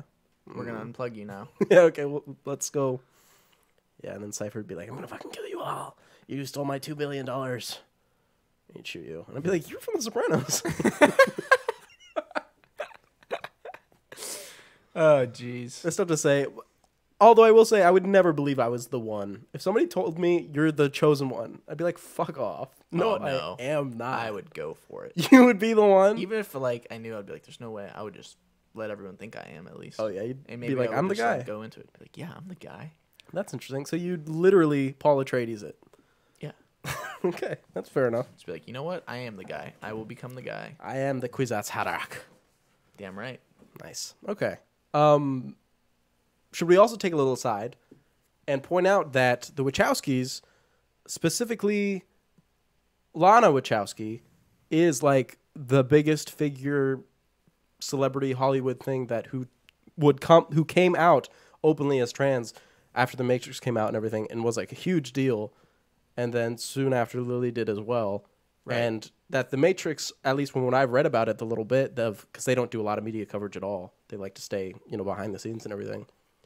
Was that the red pill was actually based off of like an estrogen pill back in the day, which were red, in the process of like transitioning and stuff, which is like a really cool detail. That is cool. And a really ironic detail given the context that red pills have today, folks. Yeah. They're turning the frogs Gay. gay. They're turning the frogs gay. The freaking frogs. That was like 8 years ago. And it's still funny. Still cold. Anyway, the Matrix Carrie Ann happens. Moss. Trinity is like, hey, yo, I love you. Sort what of. up? I will say the Neo Trinity love didn't really work for me in the first film. In the first one? Yeah, well, in the first one, it's I was like, dang, I wasn't really like, thinking about that being a thing. I don't really like that. Mm-hmm. But then like as like the second, third film, I was like, okay, I like it better. And then we're not going to talk about the fourth film yet, but in the newest film, I really liked it. Mm-hmm. Anyway, that's my only gripe with the first Matrix. Other than that, it's a perfect movie. cool. Absolutely perfect. Of course, it has the iconic bullet time scene where he does the ding. Which isn't even the best. Why is that? I mean, I get it's cool, but that's not the best part. Well, it's wow, he dodges bullets. How revolutionary. It is cool, and like like the visuals and everything are like. I mean, they hold up so well. They do. They really do. Visual effects hold up so well. I mean, it looks and like honestly, a new because movie. the first Matrix, the effects, especially compared to the second and the third, are not used as much as like you would think. You know what I mean? Yeah. There's still a lot of practical stuff going on. The second and third go crazy with the effects, Yes, they do. but the first one, it actually keeps it relatively, low to the ground, which is cool. Absolutely. So they take him out. He's like, "Oh, what is this? What's this stuff He's that I like, have to eat that tastes like "What's up, rust?" dude? Welcome to the Matrix. Here's the white place that we're gonna go to. I'm gonna teach you how to do kung fu. I'm gonna plug you in. I know kung fu now. Right. I love that. That's one of like my favorite like things that they like came up with was like the idea that you can just be like, hey, teach me everything about this, and like the person that's doing the computer stuff can just like do it, and then all of a sudden you just know everything about something. Yeah. And they only do it like a few times, and it doesn't really happen at all in like the third movie or the fourth movie, but I don't know, I just loved that. The thing that I was most surprised that caught on in like the world was the idea of the phrase a glitch in the Matrix, which if you know, generally at least online that I've seen, a glitch in the Matrix is like, look, I was walking down the street and these two guys who were like the same age were wearing the same exact outfit. Like, how weird. Right. And it's weird because that's part of the thing is like if you see the black cat like cross your path twice, it was like... It was deja vu. Well, not in the first movie, that wasn't really... Right, yeah. But since deja vu, the thing happening twice, it's like it was the same black cat. It was a glitch in the Matrix, and that meant like the agents like changed something or whatever. Mm-hmm. And for that to actually permeate and like become a thing, I was just surprised because it didn't seem like that huge of a thing in the movie. It's like weird that caught on. I don't know. I don't know either. It's cool though. It is. It's pretty. It's neat. all cool. Everybody ends up dying except for like the three of them. Yeah, Neo, Trinity, and and Morpheus. the one guy. The one guy on the outside stays alive. He lives. Tank. Tuck? Tank's brother, I thought. Torque? No, it's Tank, but I think it's his brother. Is his brother's name Torque? No, I don't think so. Tank and Torque? Yeah, but then he doesn't come back in the second movie, which sucks. No, that does suck. Something must have happened. Maybe he died. In real life? Or in the Matrix? Maybe. In real life. Okay. That's Matrix 1. It's fantastic. It's awesome. Fucking awesome. I love it. Are you kidding me? But what I will say, my experience watching it, I finished the movie, and I was like, oh, credits. What about all those scenes that I remember being in the Matrix? And then I start the Matrix Reloaded. I'm like, oh, there they are. Right. All the stuff that you like see online, other than the dodging the bullets, is from like the second and third movie. Mostly the second movie. Mostly the second movie. Yeah. Which is cool. But it's crazy because I've, for me being on the outside looking in until a few weeks ago, everyone was like, first Matrix, awesome. And then 2 and 3, like, not good. But I don't agree with that at all. No, I thought the second and third movies were both awesome. I think, like I said, as far as 1, 2, 3 goes, 1 best, 2 second best, third best. Yeah. And 4, I'll say where that goes. We're going to talk about 4, don't worry. We're getting there. I'm excited to talk about it. Okay. So, The Matrix Reloaded, I mean, I don't get why people be hating on it. It's awesome. What is...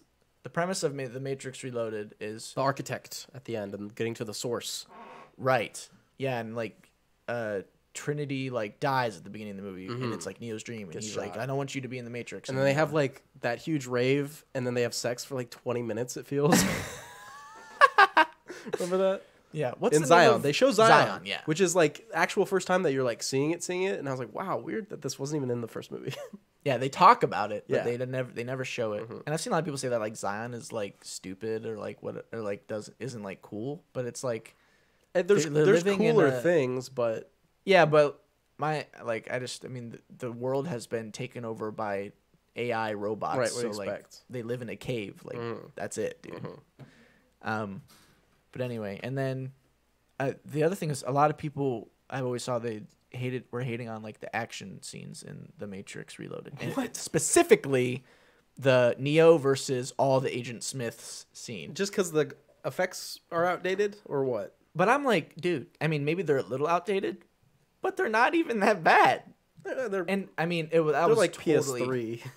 Yeah, but it's like, I mean, I don't even know that that's like totally something that like has never been done before, like at that time. Yeah, it's very cool. And that's like totally like they just went crazy, and there's like a bajillion things happening. He's kicking the crap out of everybody, and you know maybe his cloak looks a little rubbery at times. I guess we should have said that at the end of the first movie, he also like kills Agent Smith, kinda. But Agent Smith is like crazy now. He's sicko mode. He can like he's do unplugged. Anything. He's like not connected. He's kind of a rogue agent. Yeah, kind of. He can just kind of like do, and he like, can whatever. turn other agents into him just by going like right, which is what he does all the time. He can turn like anybody, even like other people in the Matrix. Right? Yeah, it's very weird. He can just like put his hand in them and makes them silver. Yeah. But the best scene. This is probably the best scene in any of the movies. The best action sequence, anyway. Is when the Frenchman offers a piece of cake to the lady and she orgasms. That is a great action scene. I love that. So she has the cake and she is like, oh, wee. Yeah, it's good. But I like that scene too because I think you're talking about the highway. Yeah. Of course. So this is the scene like basically right before that where they meet the dude and they meet the twins guys who are weird like. Yeah, they do like spectral reaper guys. Yeah, they look cool. Projection people. They have a cool fight like in like the facility, and Yes. then it like leads up to like a confrontation with him, and then it leads into the highway But scene. I thought the Frenchman, he has a real name, but I don't remember what it was. But he's the guy who speaks French. And We. And I liked him a lot, actually. I thought he was just kind of an interesting, weird, like, side villain almost, you know? It was just a cool personality. Especially because he just has that one scene where he's like, I love French. Of all the language, French has always been my favorite. You know, I know every language, but French is the best. Right. And then he goes like, he basically just in French goes, fucking shit whore bitch. It's like wiping your ass with silk. Right, yeah, he's like, love it. Salope merde putain. It's like, okay. Just a very fun scene. It is funny. But yeah, then you get the freeway scene, which is just some like the best action filmmaking. It's about as good as it gets. Yeah, it's very like cool. Mad Max Fury Road, but in a city. in the Matrix. In the Matrix City. And it's totally freaking epic. And then by the end of the film, we get, well, like they go to do like their final mission or whatever, and Neo's like, Stay out of the Matrix. You can't be Can't here. do it. And she's like, fine. But then as things get a little hairy, she's like, you know what? I'm going to go in. And she goes in, and Neo has this conversation with the architect, which I thought was cool because he's like surrounded by like all like the TVs. Yeah. Which is like each TV is like a different like Outcome, time kinda, that yeah. he like went there, or like I don't know for sure if it's like a different like an actual different time when he was there, or like just like a possibility or whatever. But it's cool when like the architect will like ask him a question, And you hear all the other ones go, what? Yeah, and you see him, and he'll like, and in the real version that we're watching, like he's like all cool and collected, but like you see all the other versions where he like freaks out or like does something stupid. I just thought that was like a really cool like thing that was happening. But anyways, Trinity like comes in or whatever, and everything goes exactly like it did in the beginning, and she gets shot, but it's okay It's okay, guys. It's fine. because Neo saves her. And then their ship, the Nebuchadnezzar, is like under attack by the AI creatures, They have a name, octopus I forget. creatures. Yeah. I forget what they call them. And they're like literally about to die, and it like shoots at him, and then Neo's like, And you're like, oh. and he holds all the bullets, and you're like, holy crap. And he's like, dude, didn't know I could do that. And then like the movie ends. Basically, yeah, it kind of does. And then it ends with a trailer for Revolutions because it came out the same year. Same year, yeah. So it's weird. That is weird. It's very strange. That's crazy. Like, I didn't even know that was a thing. Sentinels, sure. That's what they're called. Yeah. That makes sense. Yeah, they're cool. They're like little squids. They're kind of cute. Low key, cute. I would agree. I would get like a little Plushie of plushy sentinel. I wonder if they have those. I'd get a little plushy Trinity. Yeah, you could do that probably. Like a plushie, like, I don't know, like 5'6", tall or whatever. 6, you know. yeah, all the features. What do you mean by that? What do you mean by that? Like a string that you can pull and she'll say lines from the movie? Wait, what? Like a string on her back that you can pull and she'll like say lines in the movie, like, I love you. Yeah, that works. Hold me. Please come here. Never leave me. It's like, you know, her iconic lines. Yeah. I will say one of the things before we talk about the third movie that I love throughout like all the movies really is like this happens in like all the movies. Somebody has a gun and they're like pointing it at somebody, and we were talking about it with Bound, but they're like, "You wouldn't shoot me," and they're like, "Yeah, I will, bitch." They shoot them. And that's literally like exactly what they say. Like, it's corny as fuck, but Yeah. it's so funny, and it just works in like the world. Yeah. And yeah, they have cool sunglasses And cool leather coats. They just look cool. I'm pretty sure she's in this movie. I don't know if she's in it as much as the next one, but Niobe. I love Niobe. Yeah. Especially her Matrix look. I think it's sweet because I'm pretty sure she has like the kind of red tint leather. Yeah. It's a really, really cool look. Fire. And we aren't even going to talk about the PS2 games that they made with these movies that came out like alongside. No, I never played those. I did. I remember them being tough. Tough, like actually hard games, or like Yeah, but I was like... also, you know, a kid, so who knows? But I remember Yeah. being like, this game is weird. But yeah, I don't know. So that leads us to Revolutions.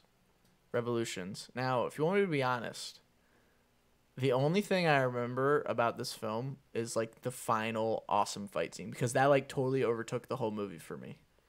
I mean, I just remember a lot of them in mechs shooting at the robots. Not that fight, the Neo. And I Smith know which one you're fights. talking about. Other than that, that's the only other thing. Right, I yeah, remember. because the main thing is they have like the war against the Sentinels basically, and they have all the suits in. The main shot that comes to me is that big dome where they have the top and they're coming through the top, and all the guns are firing right there. It's that was a pretty visually appealing shot. It was I thought. cool. I wasn't too crazy about like they kind of introduce, or they have like kind of like some like political things going on like within Zion. Mm-hmm.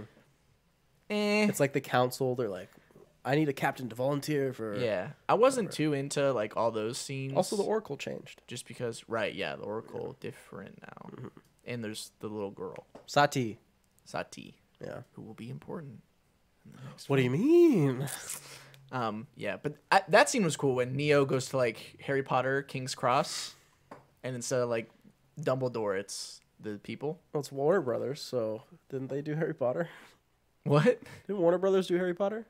Yeah. So it works. Oh, you know what? It was all connected all along. It was part of their long plan to make Harry Potter work. It's the only way.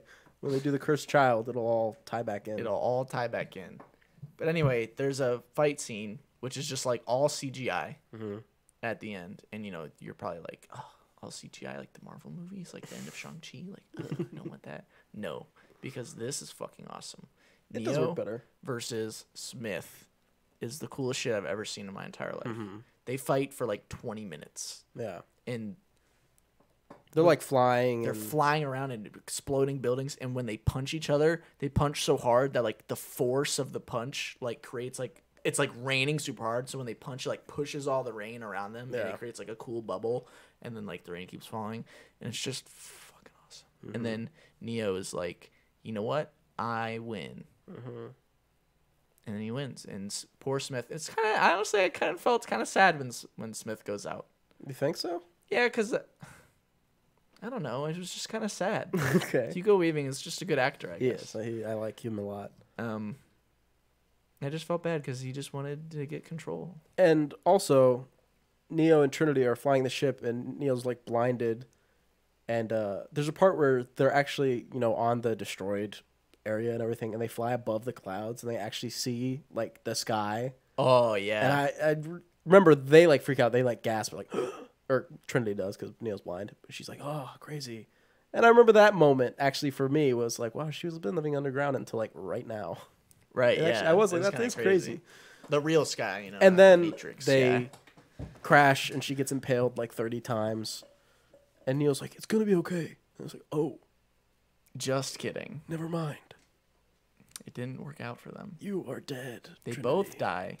Well, kinda. Kinda. That's when I was watching. I was like, "How is there another movie?" Exactly. Because I was like, "They're dead." But then they're like, the war is over. We did it. Yay! They win. The robots chose peace, I guess. Or did they? It's hard to say. So anyway, that was Matrix Revolutions. Then, fast forward 20-ish years, almost 20-ish, 20 years. yeah. And they're like, you know what? Let's make another movie. Or Well, were they? Huh? Who's they? Who was they? Like, let's make another Warner movie. Brothers was like, let's make another movie. Yes, they were. Okay.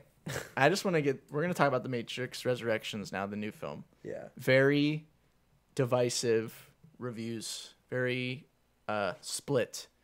There's a lot of people that really hate it. I'd say not most, but like, I'm just going to say it. Sure. If you really, we're going to get hit hard That's for this. fine. If you really loved and enjoyed Spider-Man No Way Home, you will fucking hate The Matrix Resurrections. Oh, I never really thought about it like that, but that's kind of like true as hell. The Matrix Resurrections is like the anti-Marvel movie. Yeah, I mean it is. And that's why I love it. I thought this movie was awesome. When you put it that way, it makes me like the movie more. It's like the anti-Marvel. It makes fun of its own existence. Mm-hmm. Literally, in literal terms. There's a part in the movie where the dude is like, our parent company, Warner Brothers, said there had to be another have to make movie. a Matrix 4. Yeah. Which is a video game in the yeah. in the movie. And that's just Lana being like, yeah, they kind of forced me to do this, so I'm going to do whatever the fuck I want. Because the whole thing was, they said, it's happening, come aboard or don't. Yeah. It's going to happen. And I'm very glad that she did, because, like, holy hell. because she just literally is just like middle fingers the whole time to everybody. It's weird that it even happened. I'm like, how did they even allow this? But like, whatever, it's totally cool. So like the beginning of the movie is like literally the beginning of the first Matrix, and I was like, what is going on? And then like you see that like someone's like watching it, and then like Neo wakes up in like the world. He's like a video game designer. He made the Matrix. I thought it was really cool. They did it kind of like Last Night in Soho. In the reflections throughout that scene, not every reflection, but a few of the reflections, you see his actual old man, how he actually looks. Yeah. You catch it. There were some really subtle ones in it where I was like, whoa, I don't think people are even going to notice that he's the old man in that reflection. Like there's one specifically where it was like off the computer monitor when he was like talking to somebody else. And I was like, really? I don't think anybody would even see that. That's cool. It was very interesting to see those little things because I was like, what the hell? And they had the same thing for Carrie-Anne Moss where he looks down at the table and you see a reflection of like the older woman and you're like, oh, weird. Right, yeah. And it's just like really the first like 30, 40 minutes of the movie is just like a real confusing like what really is happening. Yeah. And it's just kind of like a normal like movie where they're like they made the Matrix trilogy video games and they're super big hits. I don't know if you caught this because I don't know how you are, but he's the game designer and it's the flashback where he jumped off the roof or tried to. Right. And they just won the award for the Matrix and the award is a game award. Yeah, yeah. That's just kind of a neat detail. It is cool. And I also thought what was cool is there's a part in the movie where they were like, we want to make a game that's like almost indistinguishable from real life. And like if they recently made like a Matrix demo game with like the new Unreal Engine 5, which is like a brand new engine. And like the whole idea is like the game looks really, really realistic. It does. It's really cool. They have a little demo that's like gameplay, and then at the end, it's kind of a sandbox. It's just a big city with a bunch of cars and people walking around, and you can just fly around it and just look at it all. Yeah. And it is very, very... It's very impressive. Impressive. Like, even the text on, like, newspapers on the ground, you can, like, read if you want, you know? It's stuff like that that's really, really cool. And I don't know... I was told that the idea of that was that people are thinking about turning video games into more like movies where there are just sets and your games just take place in them. So you could have 5 games take place in this city set. You know what I mean? Okay. Which I was like, that's kind of an interesting idea because you can just take it. Obviously, you can tweak it with it, but to have that already done would be like a huge benefit to a lot of creative people. Right, yeah, you know? Huh. Because imagine making Spider-Man, but not having to create the buildings of New York. You could focus on everything else. Right, yeah. Just focus on like the most important stuff. Yeah. That's really cool. But I don't know if that's true. That's just what I saw somebody say. I'm sure eventually it'll probably evolve that way. Yeah. But anyway, that game is cool, and I just thought that was a funny It's short. connection. It's nice to just dick around with for a little bit. Yeah. So then there's like this funny like meta montage where they're like the group of like game designers are like they're trying to come up with ideas for the Matrix 4, and they're like, well, what made the original Matrix so great? And there's like there's like a bunch of different people like talking about like what the Matrix is about. Yeah, and it's anti-capitalist. It's whatever. It's right, and they just about like action. Yeah, and they do all that stuff, and it's just like things that like people actually just like say about the Matrix. Yeah. It's just like it's just like so like fuck you to everybody. I just love it. That Is about it is very very much of that. But still, I don't know, because it's weird to say that's like fuck you to everybody, but then I like it. Yeah, because technically it's fuck you to you watching, technically, for wanting it. Right, yeah, that's why I think it's just the anti-Marvel movie. That's what Many Saints of Newark should have been. Yeah, fuck you guys for making me. It really should have been, honestly. That would be good. But yeah, literally because everyone's always like, oh, I want all this like cool things to happen. Like the more like I want Reboot the Spider-Man. thing, yeah. I want the 3 Spider-Man to come back, and it Yeah. happens, and everyone's happy. And then they're like, oh, I want the Matrix, and then Lana's like, do you? Right, here you go. Here you go. And everyone's like, no, this sucks, which is exactly what she wants. Yeah. So, you have Keanu Reeves returning as Neo. You have Carrie-Anne Moss returning as Trinity, but I don't remember her name. I don't remember either of their names. But she's just like a mom who Oh, is like around. in the Matrix. Got it. She's just like some mom, because we're still going through the story. Right. And he's like, oh, she's kind of hot. He's like, go talk to her, I guess. Okay. And the little kid's like, are you trying to bang my mom? It's like, yeah. He's like, you know what? I might be. And eventually he talks to his therapist, Neil Patrick Harris. And he's like, NPH. you find out that in this reality, he believes that the Matrix was all like a psychotic break that he had, and it didn't really happen. He made the game off of it. It was just he had been pulling stuff from his real life into the game, so all those memories, it was just a very serious like mental health episode that he had. And that's what his therapist said. And it's like, you have to keep taking your pills, your blue pills. Yeah, and the pills are blue, and that's when you're like, oh. You're like, something is up, Something's not good. And then that happens, and eventually gets a call from Morpheus. Morpheus. What? Different Morpheus. Different Morpheus. This is a Morpheus who was an agent, but then bugs are like deuteragonist, sort of, at least for the first half. Kind of meets him and is like, hey, you're Morpheus. You got to help us get Neo. Here he is. Put on this cool suit and call him. And so they meet. He freaks out. He's like, this isn't real. None of this is real. And Morpheus is like, hey, buddy, we need you. Come on. Go through the mirror. See? He freaks out. People come in. The place starts exploding. All these big things happening. And eventually, he hooks up with a team. And they're like, hey, let's unplug you. You got to agree, though. Like, you got to come with us. We can't just do it. You'll die because of whatever craziness. We found you. Turns out, both Neo and Trinity were repotted. Like plants, I guess. Repotted. And, their wounds were healed in the pods and everything, and they kept them alive. All special. And they got them in a special place. Right, yeah, they're in like the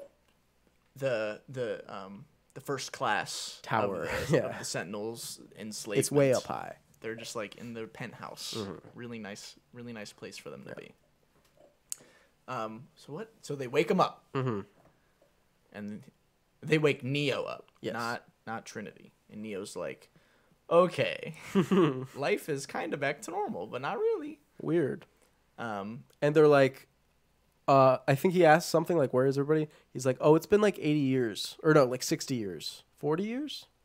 It's been longer than he is aged. They're like, why are you still so young? And he's like, what do you mean? They're like, it's been 60 years. So they go back to Io, which is the new city, and Niobe is like the leader there. And there's like some button heads there because she doesn't really want to take the fight to them anymore. She's trying to like build a life underground just where they are. Right, just let the Sentinels do their thing. But we're like, nah. we really want to do that? Like, we really want to just let these AI robots just kind of rule the Earth forever? Nah, dude. I don't think so. That's not how we fly. We gonna take them down. How we take them down? We gotta get the girl back. So let's get the girl back. So they're like, okay, let's get the girl back. And then there's what, they all group up, Bugs, Morpheus, don't remember the rest of their names, some other peoples, and they go, and this is like the middle action sequence where they meet. They have Smith, the Agent Smith, who's like not Agent Smith. He's Agent Smith, but he's not Agent Smith. You know what I'm saying? He doesn't look like Agent Smith, Yeah, he but it's doesn't Agent look Smith. like Agent Smith. It's not Hugo Weaving, but it's Agent Smith. Right. And they don't fight him in that scene because that's when Neil Patrick Harris is revealed as the actual villain, right? Well, no, they fight him because they fight the French guy and some of the other, those like warrior people. And remember the French guy screaming like, "Oh, you wanted this mindless violence," because it's like just a fight scene in the middle. Remember he's screaming all those accusations like at the audience. Right. He's like, "You think this is cool? You think blah blah blah blah," and then he just like runs away. Yeah. And he does fight Agent Smith there for a little bit. Right. Yeah. When they like fall underneath or whatever. And then they meet up with, because Agent Smith actually like almost kills him there. Mm-hmm. Then they meet up with Trinity. He finds her, and the therapist comes out and it's like, "Bro, come on now. You really think I'd let this happen?" And it's kind of revealed that it's the analyst. I think it's like their name for him. Yeah. And he's the big bad. He's like the antagonist of the film. And it's an interesting, I liked what they did, where he spoke in a very meta terms, like, what was the thing that made The Matrix so popular? Well, it's bullet time. So that's what I'm going to use to, like, fuck you up, you know? So basically it's kind of like, to simplify it, it's just like Quicksilver powers. Yeah. Basically, instead of being fast, though, he's, like, slowing down time. But I guess it is fast. It's like everyone else around him is slow, I guess. Right. So, but to them, it's like normal time, so it looks like he's moving really fast. But they do understand him. It's not like he's standing there and then he goes, like, what? Yes. So it's just weird. It's just a weird area. It is weird. But that's a whole like cool scene where he's like gotten you and he's like telling him his like master plan or whatever. And he like shoots a bullet at Trinity, and he kind of walks really over and he's like, "So you got to make a decision because she's about to get shot in the neck." And he's like, yeah, and then he grabs it. Come on, like, dude. Really? I'm just better than you. Mm-hmm. And just if we could say it now, what do you think about Neil Patrick Harris in the movie? He's way better than he was in the trailer. I was like, what the hell is this guy doing? I can definitely agree with that. In the trailer, I was like, "Oh, I'm not sure I'm feeling this." But it's way better in the movie. I think it's not like great, amazing. I think the only time it falters is when you get closer to the end, and he's like, "Bots, swarm attack," and I was like. Yeah, I guess. Yeah, towards the end there. Right. Bots swarm. That's what I swear to God, he says that. He's like, "It's wicked fun. Bots swarm attack," and then they all do. Not to jump ahead. Well, to jump ahead, I guess, because I want to. Just to talk about that interaction, because the whole time Neil's like, "Oh, I need Trinity. I love her." And everything. You talked about how in the first film you weren't really feeling it, but in this one, oh yeah. Especially in the scene, again, we're skipping like to the end at this point. That's okay. But they're like, it's Trinity's decision if she wants to come out. If she does, she does. If she doesn't, then it's all over. Oh, I thought this scene was so good. And her name's Tiffany. Her name's Tiffany in the yeah. thing. And so she's like, "I have kids, like I have a husband, whatever." She's like, "I can't do it." And everyone's like, "Oh, all is lost." Sadie was there. She helped come up with this plan and everything. And she's like, "All is lost." She walks away. And then her husband, Chad, is like, "Come on, Tiffany. We got to go. We're going to be late. Tiffany. Tiffany." Yeah. And then she's like, "Would you stop fucking calling me that?" Yeah. And then she freaks out. And then she's like, "Neo." And he's like, "What?" And they freak out. Everyone starts fighting. Mm-hmm. And then Neil Patrick Harris is like, "Okay, stop." And like everything goes slow motion. And he's like, "Really, guys? You thought like I have this power?" So it's like, "You guys are fucking idiots. I'm gonna kill you both right now." And then Agent Smith comes out. He's like, "Finally, now's my time." And he fucking socks someone.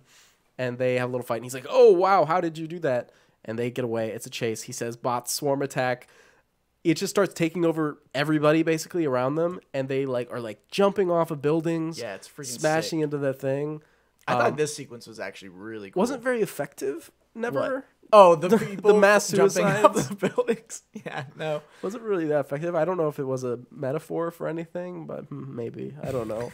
No, they didn't really get him very well. But the whole scene was like really like it just looked cool because it had like the classic like Matrix like green tint in the city, but it was kind of like green like light, like kind of showing down like work. In the night, and he was just like motorcycling through everywhere. She was right because that's her motorcycle. Damn fucking right it is. Which is kind of the point also for this movie. It's because to make Neo being the one, they are the one. Right. You know, it's them together, us, them, the one. Which I think was a really nice way of working it in. I like that a lot. I would say personally, like you said with the first movie, Agent Smith has always been the draw for me, and he got his moment in this. Yes. But I was hoping for like one more thing at the end of like one Agent Smith. Oh yeah. Little bit to add. It didn't happen, so I was like maybe a little disappointed. But what does that say about me to expect that out of this movie? Right. Of all things, he got his moment that I thought worked for me, so I like it. It was cool. But so what happened? They have a long chase scene where everyone's trying to kill him. They get away. They're defecting missiles and stuff on the roof. They get to the roof of the building. There's like helicopters lighting them up, and Neo's like. Also, Neo. Another thing that I think is interesting. This is definitely a choice that Lana made. He never ever shoots a gun in this movie. Yeah, I don't even think he even grabs a gun. He's always using his like karate or his powers. Yeah. His mind powers. Anyway, so they're like. Oh, and Neo can't fly anymore. That's like he has like no he like can't do that his comes like up. Flying thing. But they say we got to do it. We have no choice. Like, we have to jump. That's it. They jump and they fly. Or it's not Neo doing it. It's Tiffany. Tiffany, aka Trinity. Yeah, and he's like, "Are you doing this?" He's like, "I guess, yeah." And there's a cool scene where they're like suspended in the air and like the sun, the city looks cool, and then they're like, "Okay, cool." And basically, they're like, "I guess we win." Yeah. And they go and they visit the analyst, and she like kicks his jaw off, and he's like, "Oh, that was." Yeah, because what was it? There's like way early in the film, like someone she mentions it. Yeah. When they're at cool. the cafe or whatever, just like having a drink or something. Mm-hmm. She does that, and he just kind of like peels, and he's like, "Okay, what do you guys want?" And I was like, "We're just gonna go fix everything." It's like, "Okay, bye." Okay, see ya. And then they leave. Yeah. Freaking awesome. And the movie ends. Yeah. And they're both flying. We didn't mention, but some of the machines are good now. Right? There's one machine that's like real cute. And like. Which one? The only one. Like there's two. Like the main one. The main like. Okay. Cute's not how I would describe it. It's kind of cute. It's robotic, I would say. Would be my main descriptor. Anyway, that is just like. Okay. There's that, and then there's also they have this new tech that allows programs to like exist in real life through these like magnets, basically. Right. Morpheus does Morpheus does that. It's just kind of cool. That's basically like their whole linchpin of how they even are able to save Trinity at the end because he like sneaks in. Right. Yeah. He does his little secret plan. I just thought those were cool little details that they added. Yeah. Absolutely. Yeah. And then Sati is like she's basically the hero.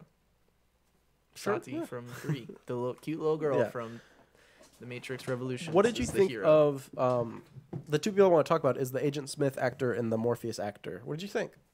Just because they're replacements. We need to find out their names. Yeah. I do not remember either. I think they're both great though, but specifically the Agent Smith. I thought was like actually really great.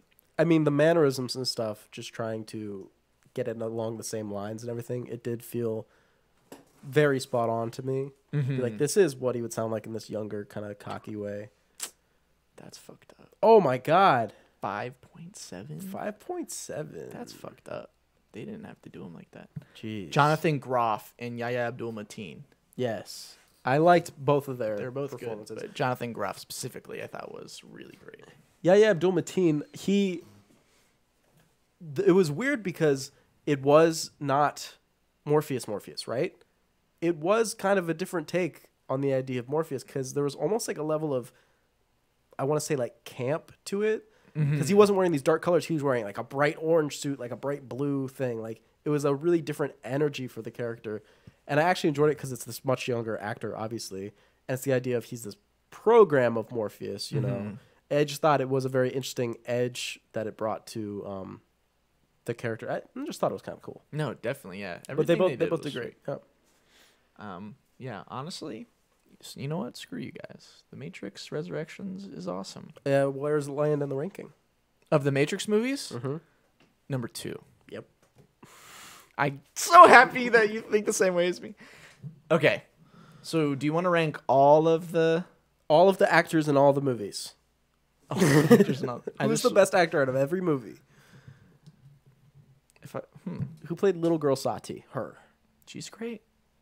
I definitely have to go Hugo Weaving in The Matrix. Oh yeah, Hugo. He's Weaving's- so I just literally okay. One of the things so though I good. have to say is that after watching 4, I was upset that there wasn't enough Hugo Weaving in it, so I literally rewatched Priscilla, Queen of the Desert, the movie where he's a drag queen in Australia, nice. just because he's in it, and I was just like, I want to see him, and I have it, so I was like, yeah, good, okay, He kind of channels that in Cloud Atlas at the nursing home or whatever. okay, maybe a little bit, yeah, I see it.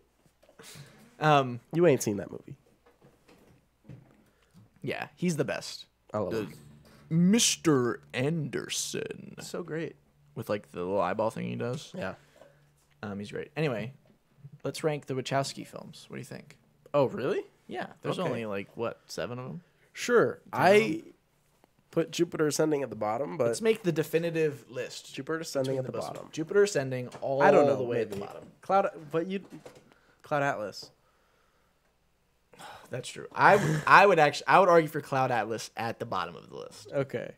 But how do you feel about that? I mean, it's one of the two. It's not like it's close for anything else. But think about Eddie Redmayne. Think about it. I create life, and I destroy it. It's funny when he's having like normal conversations, like with his brother and sister too, because they're like, "What do you think, Bearmus?" I do not think. I do.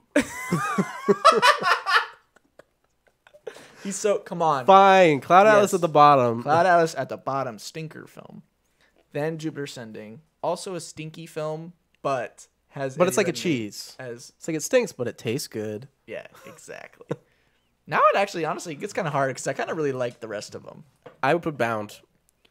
Bound next. Well, That's tough. it's either Bound or Revolutions. You're right. That's the two. What are we thinking? I mean, Ralph is not in Resurrection or Revolutions. It's true. He's only in the first Just to be fun, let's do Revolutions at, what would that be, 7 one. Sure. Yeah. or 6, and then Bound at 5. Okay. And then 4 has to be Reloaded. Reloaded. Now it gets tough. The top 3 gets really tough. For me. Yeah. Actually, never mind. It's not tough. 1 is Matrix for me still. Number 3 is Resurrections. And then Speed Racer 2. Oh. We're going to have to talk about the 2 and 1. Okay. Obviously, number 2 and number 1 is right now between Speed Racer and The Matrix. You think The Matrix. I'm kind of leaning Speed Racer. Might be biased. You're talking personally, I thought we were doing definitive, which means in the grand scheme of things, how many people reference Speed Racer daily? I know you say cool beans after every sentence, but not everyone does that. Nanja. Nanja. A Matrix just has to be number. It's a cultural phenomenon. Speed Racer, it's not theirs. You know, they made it theirs, but it's still not theirs. Is Speed Racer better than The Matrix, though? I don't think so, because it doesn't have Hugo Weaving. But it has a monkey. It does have a monkey. Doesn't have Eddie Redmayne either. No Eddie Redmayne. Maybe it's at the bottom. It's at the bottom. It's got John Goodman. How would you? The Matrix. Agent Smith, played by Eddie Redmayne. Mr. Anderson. Mr. Anderson. Do you want to see how far the rabbit hole goes? It could work. Honestly, okay, you know what? I'm fine with Speed Racer 2, The Matrix, number 1. That's Awesome. fine. Even though if I had to choose only one, like if it was like I was stuck on an island and I could only choose like one film from a bunch of different filmmakers and I had to choose from the Wachowskis, I would choose Speed Racer. That's... Yeah. That makes sense. I would either choose that or Cloud Atlas. No. Well, it depends on what you mean by trapped. You're stuck on an island. The island's chill. You're not like gonna die or Oh, anything. okay. But you can only have one movie from the Wachowskis to watch. I was saying if it was like a dangerous island, I'd bring Cloud Atlas because like predators would come and be like, ugh, I'm not watching that, and they'd run away. I would choose Speed Racer. Close second, Jupiter Ascending, just because I would never want to forget Eddie Redmayne. It's so good. Then I hope there's a compilation on the web of just his scenes. That'd be great. There's is Jupiter Ascending like, was that a big movie? No, I don't think it was. I really don't. I remember it coming out. I do remember it. Do you? Me too. I do Okay, remember when yeah. that movie came out. And It's got Channing Tatum and Mila Kunis. They're famous. And Or Sean they were Bean. famous. Sean Bean. Ned Stark. Yeah. The King of the North. this would have been during Game of Thrones. The middle of Game of Thrones, he was doing this. Yeah, I mean, He wasn't was in already it, out of of course, Game of Thrones, but the show yeah, was Game of still Thrones going. would have been happening. Yeah, Wow, truly amazing stuff. truly amazing. That's a good list. Yeah, that wraps it up. That does wrap it up for the Wachowskis. Wachowskis. Wachow! Skis. Wachow! Skis! Now we get to do That's our the Eddie Redmayne cut. the Eddie Redmayne cut. What do we get to do? The reviews of the week. Oh, nice. What do you got? Do you got one? I do. I'll be honest, mine gives it away, but it's funny, I think. Okay. Channing Tatum plays a genetically engineered military wolf who zooms around in zero-gravity roller skates because his wings were cut off. Everyone knows wolves have wings. Bees are genetically designed to recognize royalty is something that Sean Bean, who is genetically spliced with the bee, has to say with a straight face. The main plot is that a group of 14,000-year-old royal alien siblings are attempting to either marry or murder their 25-year-old human mommy. But the nuttiest part is in the first 20 minutes when Mila Kunis tries to sell her eggs to buy a $4,000 telescope on eBay. That happens. And more than that, do you know what else? At the end of the movie, they buy her that telescope anyway. Yeah. And they're like, we split it up between us. Here's the thing. It was a $4,000 telescope. That means they each spent like $600 a person to buy her that telescope. Hey, man, they really wanted her to have They it. really love her, I guess. I don't know. Okay. Amazing That's good. stuff. And that's a great It's summary. just funny. Yeah. And honestly, it's just the film right there. Except they forgot Eddie Redmayne. They did. in the They review. did forget. But Eddie Redmayne. that's They okay. should have done the first half in lowercase and the second half in uppercase. Then and they would have been made more sense. knocked on. I rented this trash from Redbox and spent over 3 hours watching it. I tried to quit it, but I had so much time invested. I kept waiting for it to make sense. Tom Hanks, you owe me $1.50. Movie and gas money. Movie and guys. Movie and gas money. The film jumps and jitters, and I felt like I needed drugs to make it interesting, but there is not enough weed in Kentucky to make this more tolerable. I agree with this person that reviewed Cloud Atlas. For whatever, yes, exactly. For whatever reason, just the specificity that they're from Kentucky In Kentucky. just really got me on that one. That is good stuff. Oh boy. Did you know that you can email us at thestaglerpod@gmail.com? You can do that. You can ask us a question. You can say you love Speed Racer. You can, please. Do Send whatever us you all the want. Speed Racer fan cams that you have. Yeah. Oh, man. It's probably some good If you send an email, it might sound like this. Hey, guys, I also watched the 3 previous Matrix movies this week before watching the newest one. Being on COVID quarantine freed up some time. And all it did was make me hungry for more fighting movies. Not necessarily boxing or kung fu, but just good fight choreography in general. Heck yeah. Maybe you guys could do a show based on those things, because seeing this movie really reminded that guys like Keanu are a treasure in their prime when you get one long shot of their skill. Thanks. Well, guess what? What? We're going to do it. We're going to French fry, full speed ahead, right into that exact topic, because why not? Boom. See, if you're listening to the show, if you sent that email, I'm sure you're very happy. But if you didn't and you're just like listening, look at that. You could send an email and influence the decisions that we make. Wow. Could I send an email? You could send an email if you wanted. Why haven't I done that? Maybe I'll do that before too long. Yeah. Yeah. We can take care of that for you. We can look at, I don't know if we'll do action scenes that are just like fighting, you know, or if we'll do specific movies where just throughout the whole movie it's nonstop good action. We'll have to think about that. Yeah. And see what we decide. But definitely get ready for that, you know, that good. choreographed fighting sequences. Mm-hmm. It's going to be great. It's going to be fantastic. Look forward to it. Thank you, guys. This has been a wonderful show. This is Bert Llemonstrum from The Talk, here with Mr. Peter B. Thanks for having me on. You are quite welcome. You know what? I think talking to you, I've become a bit of a beta cuck myself. See? And I do rub off on people. I know that's what got Louis C.K. in trouble, too. Oh. Well, this has been Bert Llemonstrum and Peter Bich for The Talk. God bless America, and God bless the Stagler.